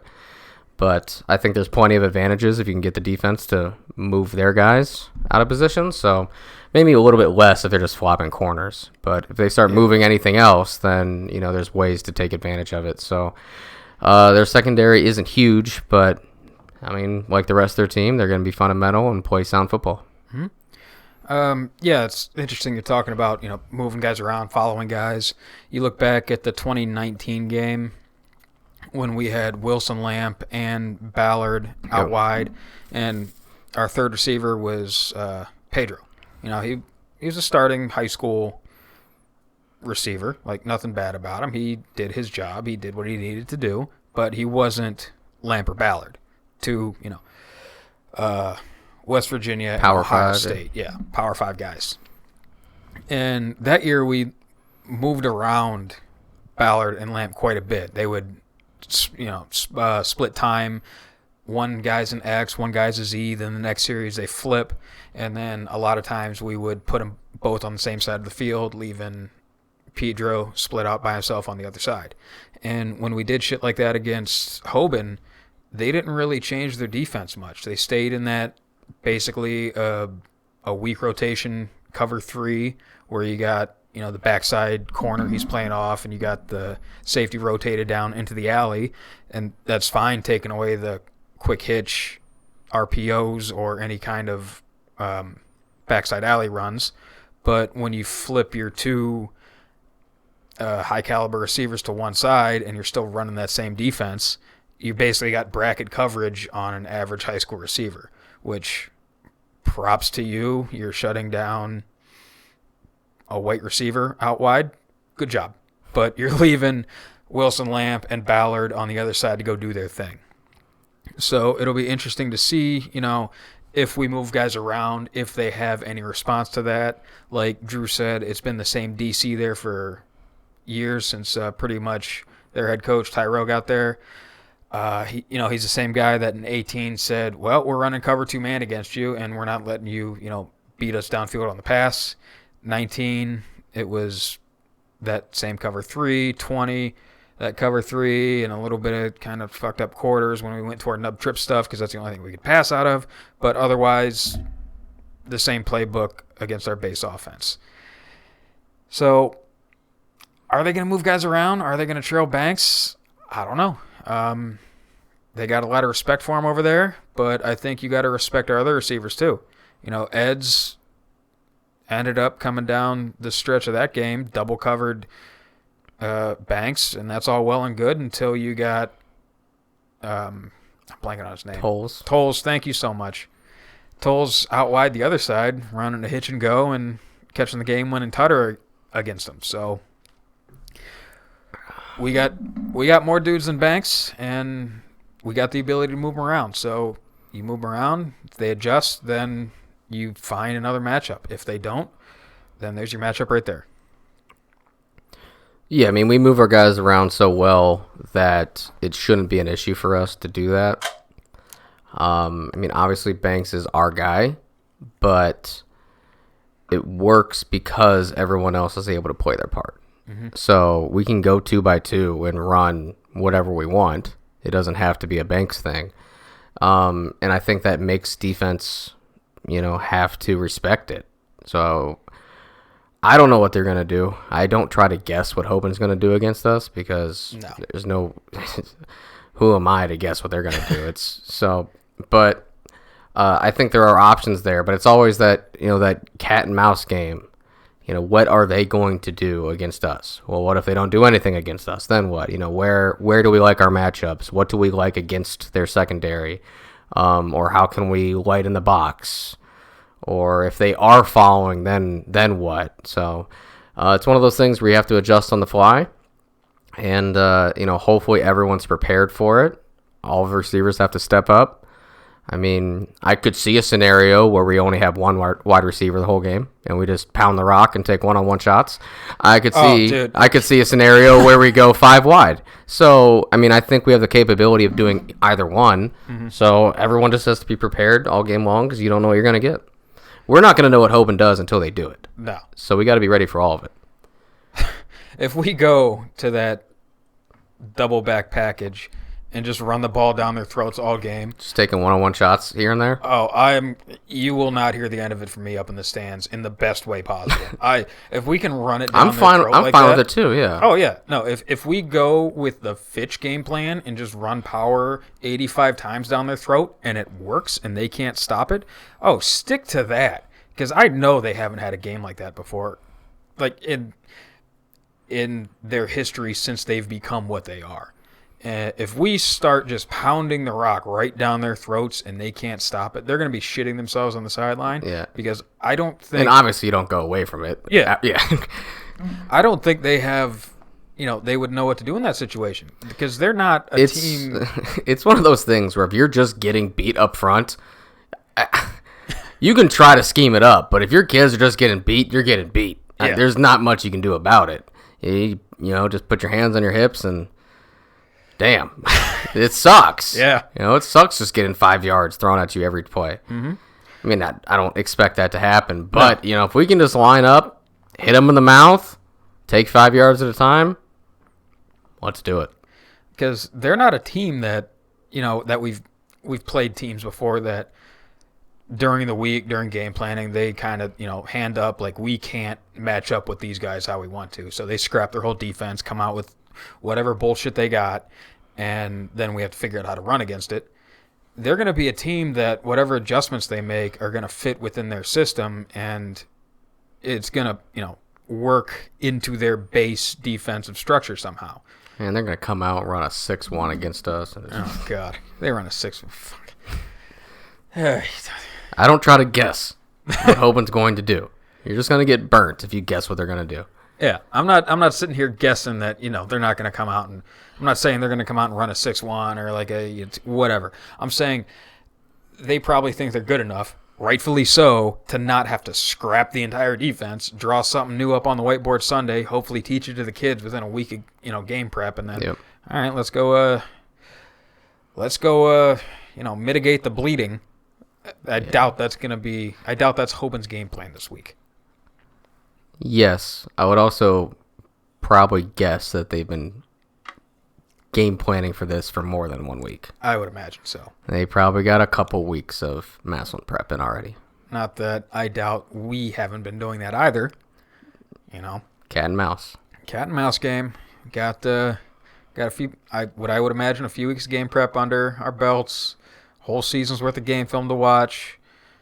3 different games where we played them to watch as well. The trouble with that is personnel's so different every year. You got to take everything with a grain of salt, but you can still get an idea. Drew said it. You can watch that stuff and get an idea of tendencies and like what do you like to do in certain scenarios. 3rd and short, are you bringing the heat? Are you playing back in coverage? Do you like to run the ball? Do you like to take shots on 2nd and short? Stuff like that. So, yeah, defensively, like you said, not going to try and sit back and guess what they're going to do, but I think they have enough talent that they don't have to tear it down to throw some funky funk bullshit at us. Yeah. Offensively, their game is pretty much what our MO's been to. Pound the rock, take a couple deep shots. Difference there is I like us matched up a lot more if both quarterbacks have to throw the ball. If they can stop our run game and they're saying, all right, we're putting the ball in your hands, you're going to have to beat us. He beat Eds. He's been in that spot before against high-level competition. I think he can do it. Their quarterback, what's he played in West Virginia? And then Eds obviously couldn't get the job done. Every other team on their schedule is a literal who. Like, who the fuck have they played outside of Eds? So, yeah. I think our passing game is definitely more evolved, has more layers to it than Hoban's. Mm-hmm. I think there's a lot of things that we've done throughout the year that we maybe gotten away from. We have a whole lot there to work with. If we want to, we can go back to a lot. With them, I don't know how much more they can add into their concepts. I think it relies on them having a really strong running game, and they can play off of that.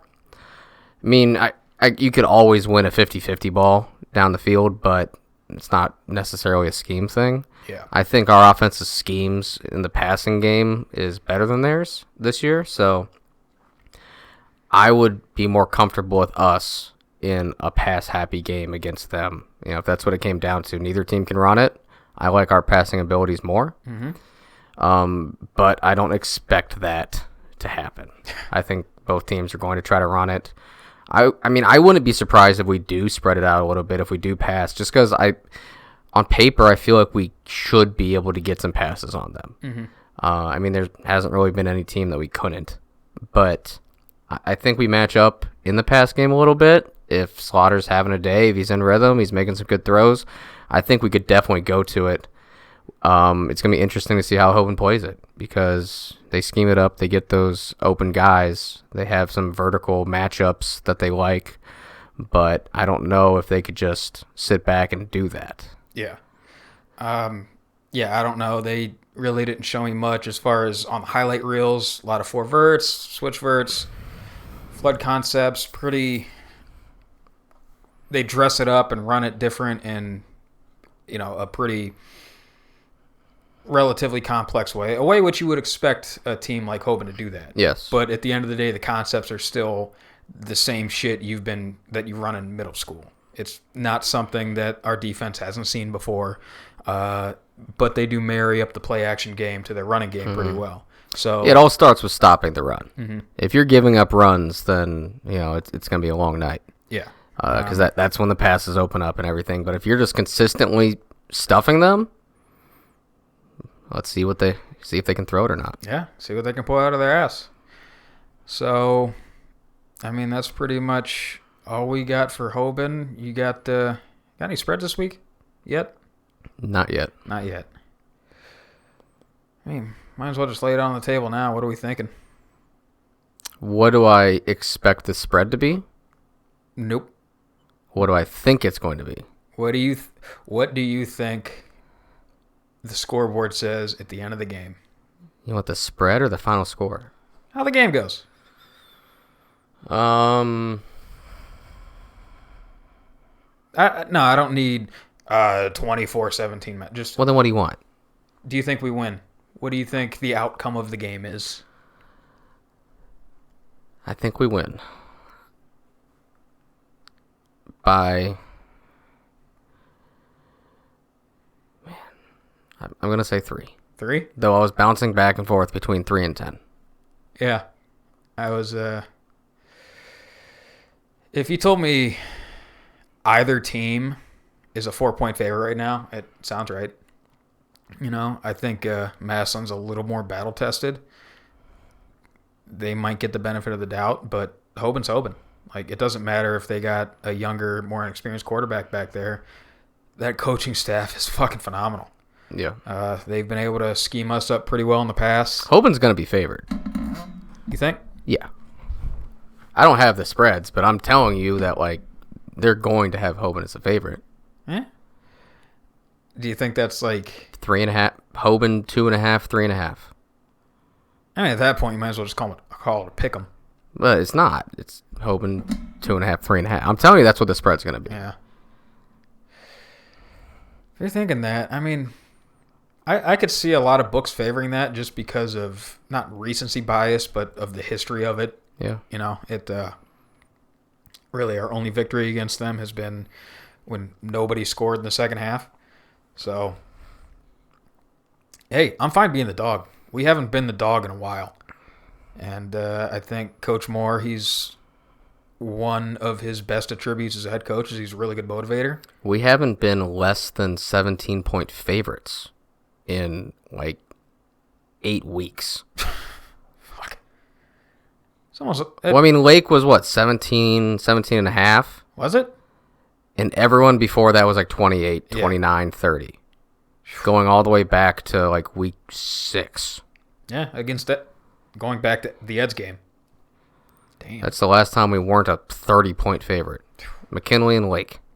And Lake was 17. So, I mean, 17-point favorites in 7 straight weeks, 8 straight weeks. Well, hey, I'm a big underdog guy. I'd rather be the dog. I'm fine with it, yeah. Especially when you look at it, you get in the nitty-gritty on paper, scheme-wise and everything. And I think we are the better team, but I'm fine being a dog, man. Not just being dogs. I've been hearing rumblings on the line that I can't take too seriously, but Massillon's the home team. Yes? Si, senor. But I'm hearing that we're getting the away locker room, way side, way stands. That would be correct. Why? How? See, away side hold more people? No. I don't think so. Well. Or does it? I feel like the away side... I'm thinking, when we played them the first time, yeah, we had the home side, right? Did we? We had the one with the double decks. Yeah, we had the double deck side. Is that, I thought the whole thing was double deck side. Is that the home side? Are both sides double decks? I thought so. I guess that would make sense. Maybe it doesn't matter then. Yeah. Whatever. I mean, you're not going to put Massillon in a stadium and give them less seats than the other team. Like your entire goal in this. It's not gonna sell out. No, but point still stands. Like, who do you think will bring more people? Well, we'll obviously have more people, but I don't think we're gonna fill it. No, we're not going to fill it. But if you know Massillon's traveling somewhere on a neutral site, you're probably going to put them on the side with more seats. I mean, granted, we only played there a few times, one of which we were both on the field, so I'm not necessarily too versed in Akron Zips Stadium. I guess it is. So it is double. Just the one side has the press box, so it just looks way bigger. Yeah. I would say the capacity is probably the same. Yeah, see, there we go. We have the away side, though? Mm-hmm. Why? You know what? I'll take that. I mean, whatever, but, like, why? What's the point of putting the home team on the away side? How do you here's my thing. How do you get away with that? As like isn't somebody gonna like obviously go to the OHSA and be like, hey, why is the home team on the away side? You have to be able to answer that question, right? Somebody has to answer that. Yeah. And just Hoban likes the home side. I don't know. I mean, I'm just gonna. There's two ways. I don't think it matters. Yeah. But since it doesn't matter, why did it happen? That's my thing. There has to be some kind of justification for it. So I would like to hear why. There's two ways that I would try to answer that completely out of my ass. Number one, just go on the Occam's razor approach, money. Maybe the away side has more seats available. I don't know why. Don't know why you would construct your stadium like that. Well, it doesn't. But it doesn't? No. Well, fuck me. Okay. Taking that away. I don't have the exact number, but from a visual point, no. Okay. Well, then, my other response would be, well, Massillon got to play at home in the state championship game, so we're actually just returning the favor here since this is kind of Hoban's home stadium, too. Okay, but they wouldn't actually say that. I'm saying there has to be a public answer to it. Does there? Yes. I mean, they could just avoid it. It's OSHA. They can do what they want. I know. They do what they want. I understand that, but I feel like it's a hard one to not answer. You have to have something. When they decided, all right, they're going to have the away side, they had to be like, because... They can tell us to go fuck ourselves and just say, oh, it was a coin flip. Well, they do, but whatever. I don't know. Yeah. Weird arrangement, but whatever. Hey, maybe they flip it and get it wrong, and they got Hoban standing on the sideline with 10,000 rowdy Massillon fans right behind him. That'd be fun. Well, I'm just saying that, like, how many Massillon fans are going to show up as the home fans?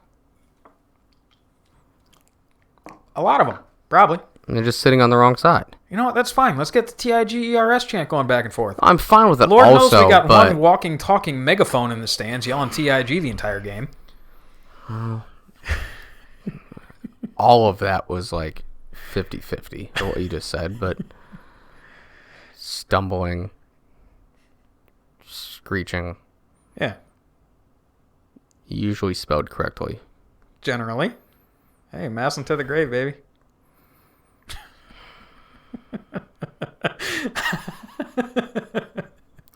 So, fan questions. Yeah. Fan questions. See what we got. Oh, boy.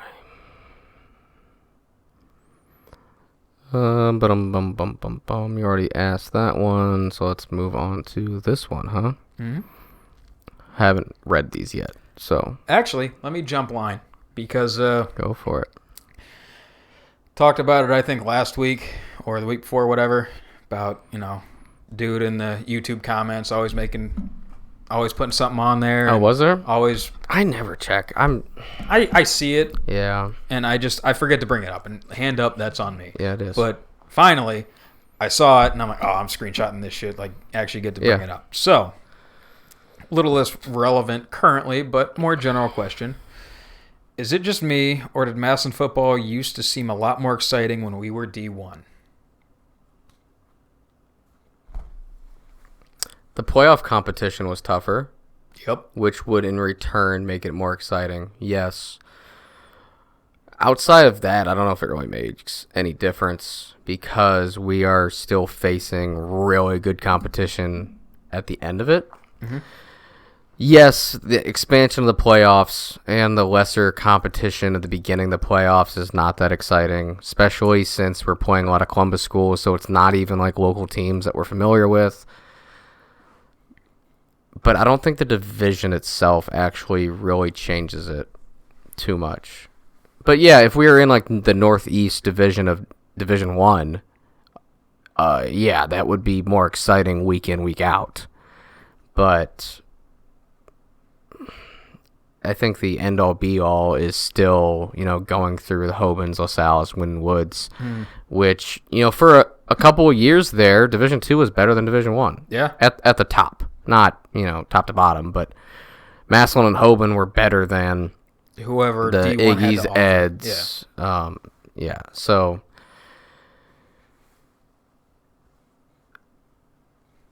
I'll actually kind of agree with him because of the week in, week out matchups in the playoffs.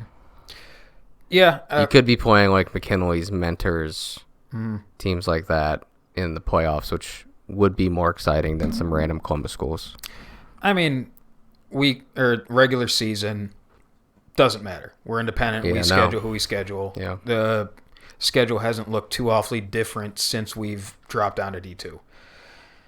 Playoffs. Yeah, running down the stretch, the competition might be a little more stiff, but I go back to my senior year. I got playing time in our week 1 game, so the bottom of it is still going to be about the same as the bottom of your playoff D2 teams.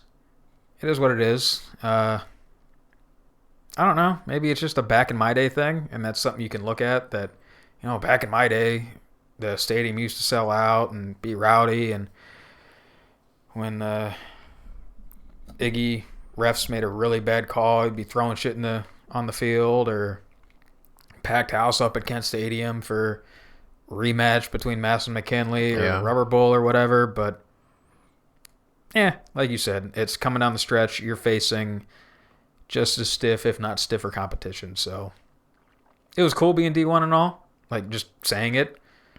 But we can't control our enrollment size necessarily. So Massillon's closer to being D3 than they are D1. Really? Think about that. Damn. Massillon's not a big school. Shit. That's one of those things I never really put no mental energy into. Just, we're D2 now. Okay. I have put the mental energy into it. I have looked it up Yeah. because of trying to explain that Massillon's not this huge school. We don't have 150 kids coming out for football. Mm-hmm. We don't have a sophomore team that has 50 kids on it like we did 40 years ago. Yeah. We're not that big of a school. We're just not. And if you look at the numbers, we're closer to D3 than D1. Trending downwards. Enrollment-wise. In enrollment, yes. Trending upwards in on-field performance. Yes. The size of the school is getting smaller. Yeah. I do have a solution for that. We need to abolish Perry and Tuslaw and Jackson and just make it one big school. There were people that were calling for like the combination of like Fairless, Tuslaw, Massillon or something. Really? This was probably like 15 years ago, but shit. Yeah, I mean Massillon's and sorry to break it to you, we're not going to get bigger either. Yeah. It's not going to happen. So until we start building a bunch of housing developments like we should be right now, that's my thing. People want to talk about jobs. There's no jobs in Massillon. There's no jobs there are, but there's no jobs in Jackson. No. Not a single person that lives in Jackson works in Jackson. They moved to Jackson because that's where the housing is. That's where where the houses are where the people move to. They will work anywhere. That's where the expensive, oh, look, I have a Rolex houses are. That's where you go when you want to flash your money. So you're saying nobody moves into cities, Hank. They only move out of them. Yeah. Anybody capable of moving out of cities. Not anyone, but like that is how the population has been changing. You spread out more and more, and that's just how it goes. Build more housing, you'll have more people. So you're saying build it and they will come? Yes. Build it and they will come. I mean, you can open a factory, which isn't going to happen, one. But two, even if it does, where are they going to live? They could live in Massillon.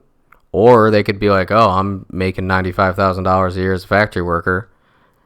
I'm going to go work. I'm going to go live somewhere else. Like, build it and they will come. Yeah. It's all about the houses. You build housing anywhere, which right now is a horrible time to build houses. They're not building houses, yada, yada, yada, yada. But long term, where the houses are is where the people will go. Massillon needs more housing. I'll take it a step further and say we need to tear down huge portions of housing. And I actually heard this from Uncle Joe, and ever since I heard him say that, like when I driving down Wales, he's like, we should take a bunch of those houses that aren't so good on Wales, rebuild them. Because if you're coming down Wales, it's like nicer housing all the way until you get to like Hankins, the fire station. Then the ones that are like backed up to the hill on the resi. Yeah. From there, pretty much to Lincoln Way, they're less than stellar. Less than stellar, yeah. And it's just like that, oh, welcome to Massillon sign kind of thing. But no, in general, more housing. More housing, more people. That's how you do it. Hey, there we go. Tussaw's getting bigger. Are they? Yeah, they keep building developments out there. People are moving out of Massillon to go to Tussaw. They're like, oh, you mean I don't have to pay a 2% income tax when I could go to a developed 1-acre house? Pretty much the same distance from everything that I already was, but now no income tax? Yeah, I'll do that. So whole takeaway there is if you want Massillon D1 again, abolish the income tax. If that's what it takes to get rid of the income tax. Yeah. So, yeah. Or you're just going to continually have an open enrollment and everybody's going to get on Massillon. Because now they count how many players live outside of the city. And it looks bad because I don't know what Massillon's number is or what it has been historically, but they'll be like, oh, Massillon has, 10 kids that live outside of the district. Oh, they must be recruiting. It's like, no, 5 of them grew up in Massillon. They just bought a house outside the city. Yeah. So they're counting towards our open enrollment, even though they've been Massillon kids their whole life. And that finally their parents are like, I'm going to move. I'm going to go get a nicer house. So they do keep their kid in Massillon. And now it's like, oh, you recruiting this kid? No. He did 13 years in Massillon City Schools. Like, no, we didn't recruit him. They just went and bought a new house. Yeah. So it hurts your numbers that way too. Well, so I mean, on a real note, like, yeah, there's lots of things far outside Massillon football program's control that are affecting our numbers like that. Yeah. So, yeah, it is what it is. But hopefully we can keep the program on track how it is and just keep it fucking churning, huh? Yeah. All right. So, what do we got next? That was your YouTube question. All right. Yep. So, jump into one of these Twitter DMs. I still haven't read it yet. What are you two thinking? I guess just about the game in general. Is it a low-scoring slugfest or a high-scoring shootout? By high-scoring, I'd say similar to the Eds game. Going into this, let's just stop it there. All right. So, Is it? We'll do this one part at a time. Low-scoring slugfest, high-scoring shootout. Two really good, strong, aggressive run games. Two really stout defensive fronts. I say it's a low-scoring slugfest. Nothing but body shots all night. Maybe a couple, haymakers, play-action shots over the top. I think she's a low-scoring affair. I think it's going to be probably a little bit higher than that. I'd put the over-under probably like around 59. Really? Yeah, I think both teams are going to have some success. I think there are times where you might be able to slow each other down. Like you might even stuff them up for a drive or two. But I think the teams are so good, they're going to get a couple of points. So I'd say over under 59, somewhere in that ballpark. All right.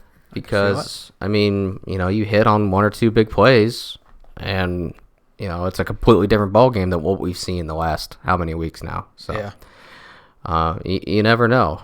Who was it? I already forget the teams now. Big Walnut, was that the last one? Mm-hmm. Hey, return an opening kick, get an interception for a field goal. Boom, there's 9 points because I missed extra point. So, hey, 10 points to start the game kind of thing. Like, that can go either way. Yeah. You never know when you're going to get a fumble on special teams or a blocked kick or something, and there's a couple points. And I think holding either team to 1 or 2 natural touchdowns is tough. But I could also see that game happening. The weather's supposed to be a little bit nicer, so I think that opens it up a little bit. The game might be a little bit quicker on the turf than last week. Going to help us out a lot because we've been able to, we spread and shred on, we did it against Moeller. We did it against Eds. I think we can do it against anybody. We prefer to play football in a phone booth and pound the rock down teams' throats, but when somebody can take that away, either by scheme or by personnel, we can spread you out and we can shred it. I can see it being a high-scoring affair just as well. Yeah. But I think both teams are going to lean into their identity, and their identities are power run teams. And when both teams are doing that, that's just the nature of the beast is going to be a little bit lower scoring. Yeah. Going into this game, what are you most confident about? What are you most concerned about? Confident is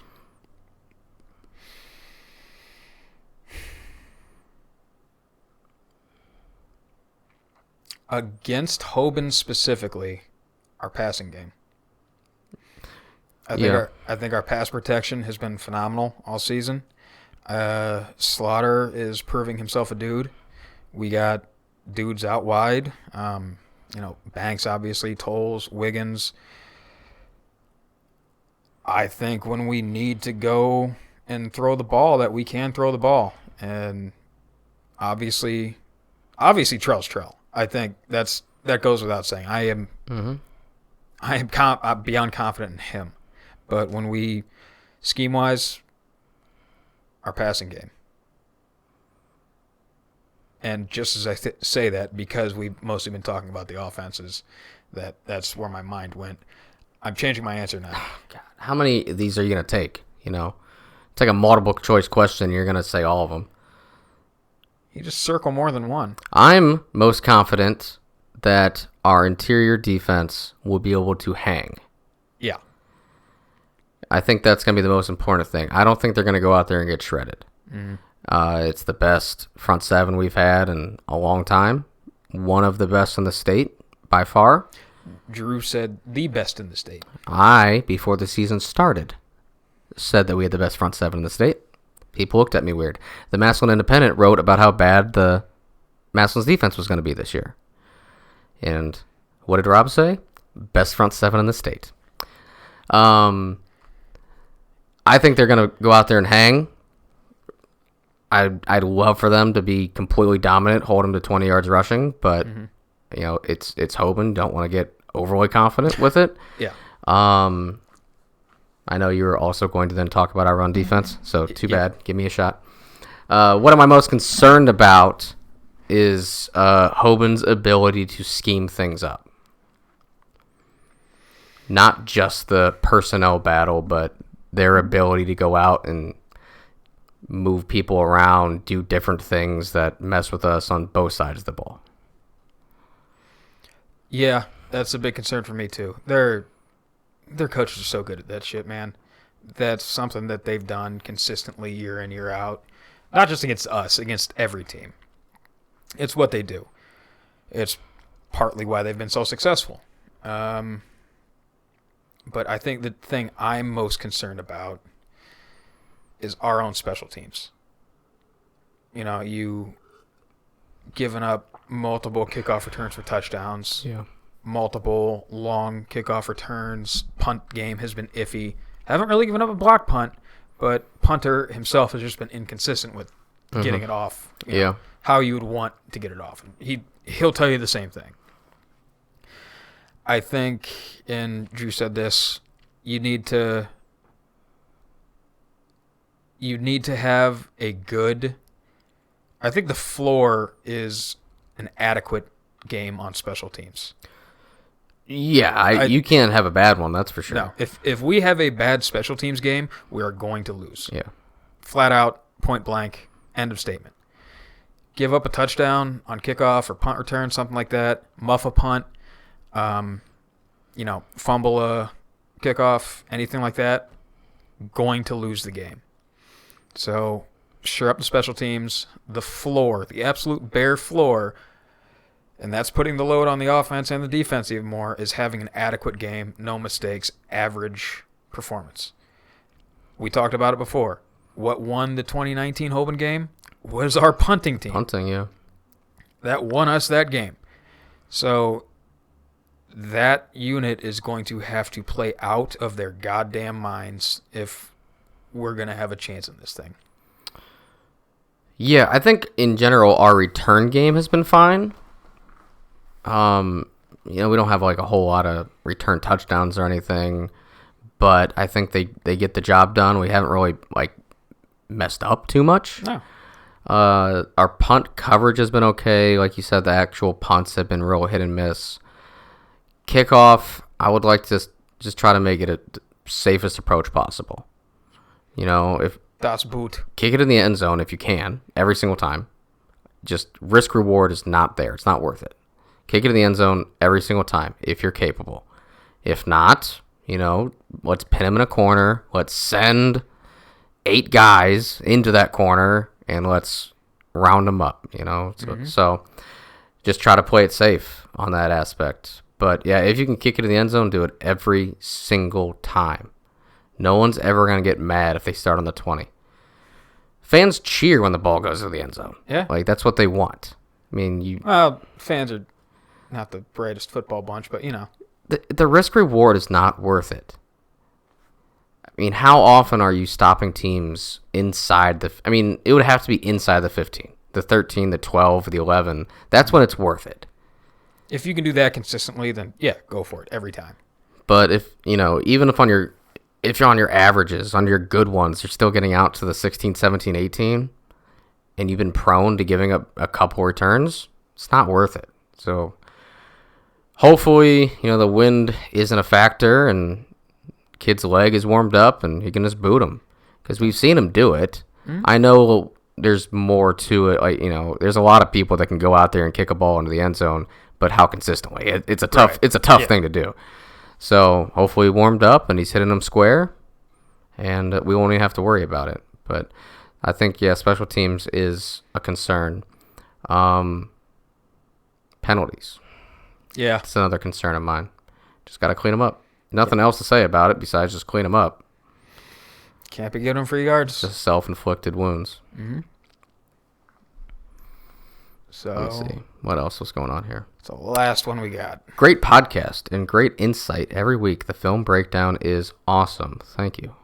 I already read that one. Here's this one.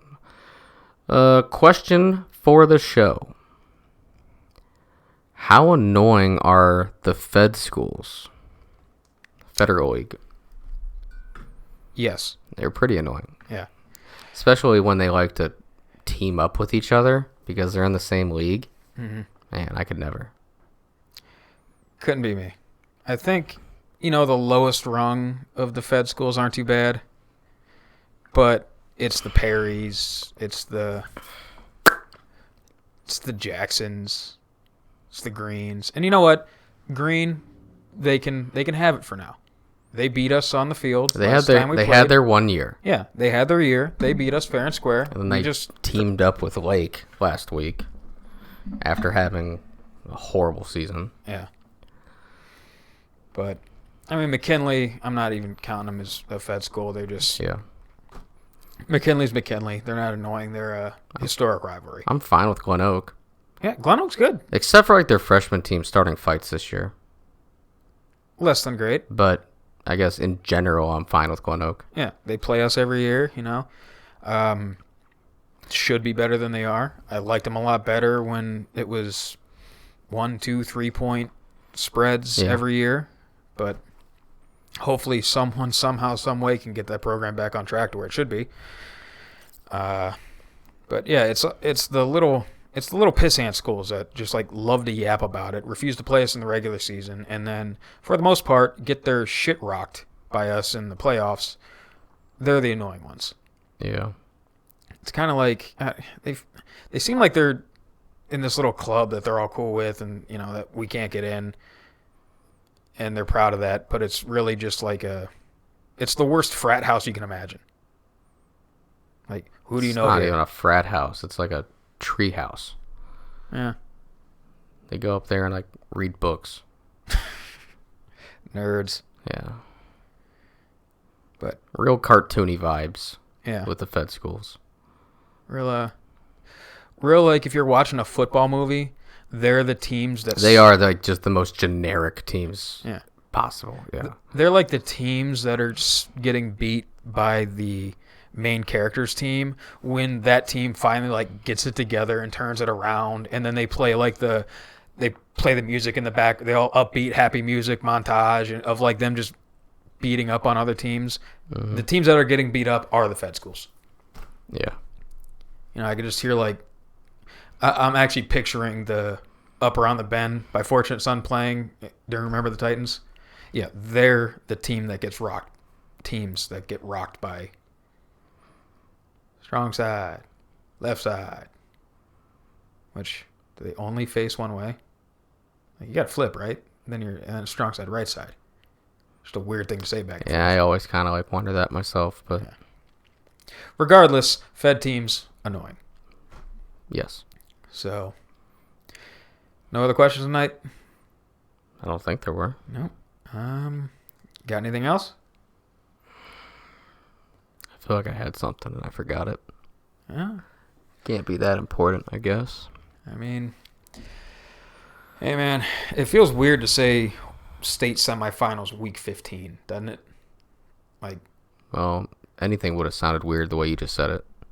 Or that the fact that week 15 is state semifinals. Yep. Gotta go get that money. Yeah. OSHA. Gotta do what they do. As we've discussed that to death. It just feels weird because that was, my senior year when we thought we could do it. For getting our shit rocked by Toledo. That was the whole thing. 15 weeks. Yep. 15 for 15. Yep. Go do your push-ups. Now it's 16 weeks. Yeah. Don't even get a bye. No. Dumbest thing. But, Drew said, feels like we're the team of destiny. I'm trying to tamp expectations. The more I watch this Hoban, it feels like the most vulnerable relative to what they've been. Not saying they're a bad team. They're, they ran through their schedule and only dropped the ball to one pretty good team we saw this year. I'm just doing my best to not get my hopes up. We've been here before, and yeah, I'm definitely not. I mean, come Friday, it'll be a different beast, but we're recording on Tuesday. Yeah. I got like a half day of work to do tomorrow. I got turkey stuff to prep. I got Thanksgiving stuff on Thursdays. God, it's Thanksgiving week. It's Thanksgiving week. Like, I'm holding myself back until Friday. Yep. But then everybody's off on Friday. You can get up there really early, hang out for a while, then get yourself into the game. That'll be exciting. It's going to be exciting to see like what kind of crowd is up there early, and what kind of crowd in general. Most people don't work on Friday. No. So, no excuses. It's going to be nicer than it was. It's going to be nicer weather, too. Yeah. Going to be nicer than it was this past week. You don't have to bundle up as much. Don't have to worry about it. And yeah. You still got to worry about it, but that stadium was rocking 3 years ago. Mm-hmm. Christ. That stadium was rocking. Oh, yeah. Let's get it rocking again, baby. So with that, go Tigers. Fuck Hoban. Beat Hoban.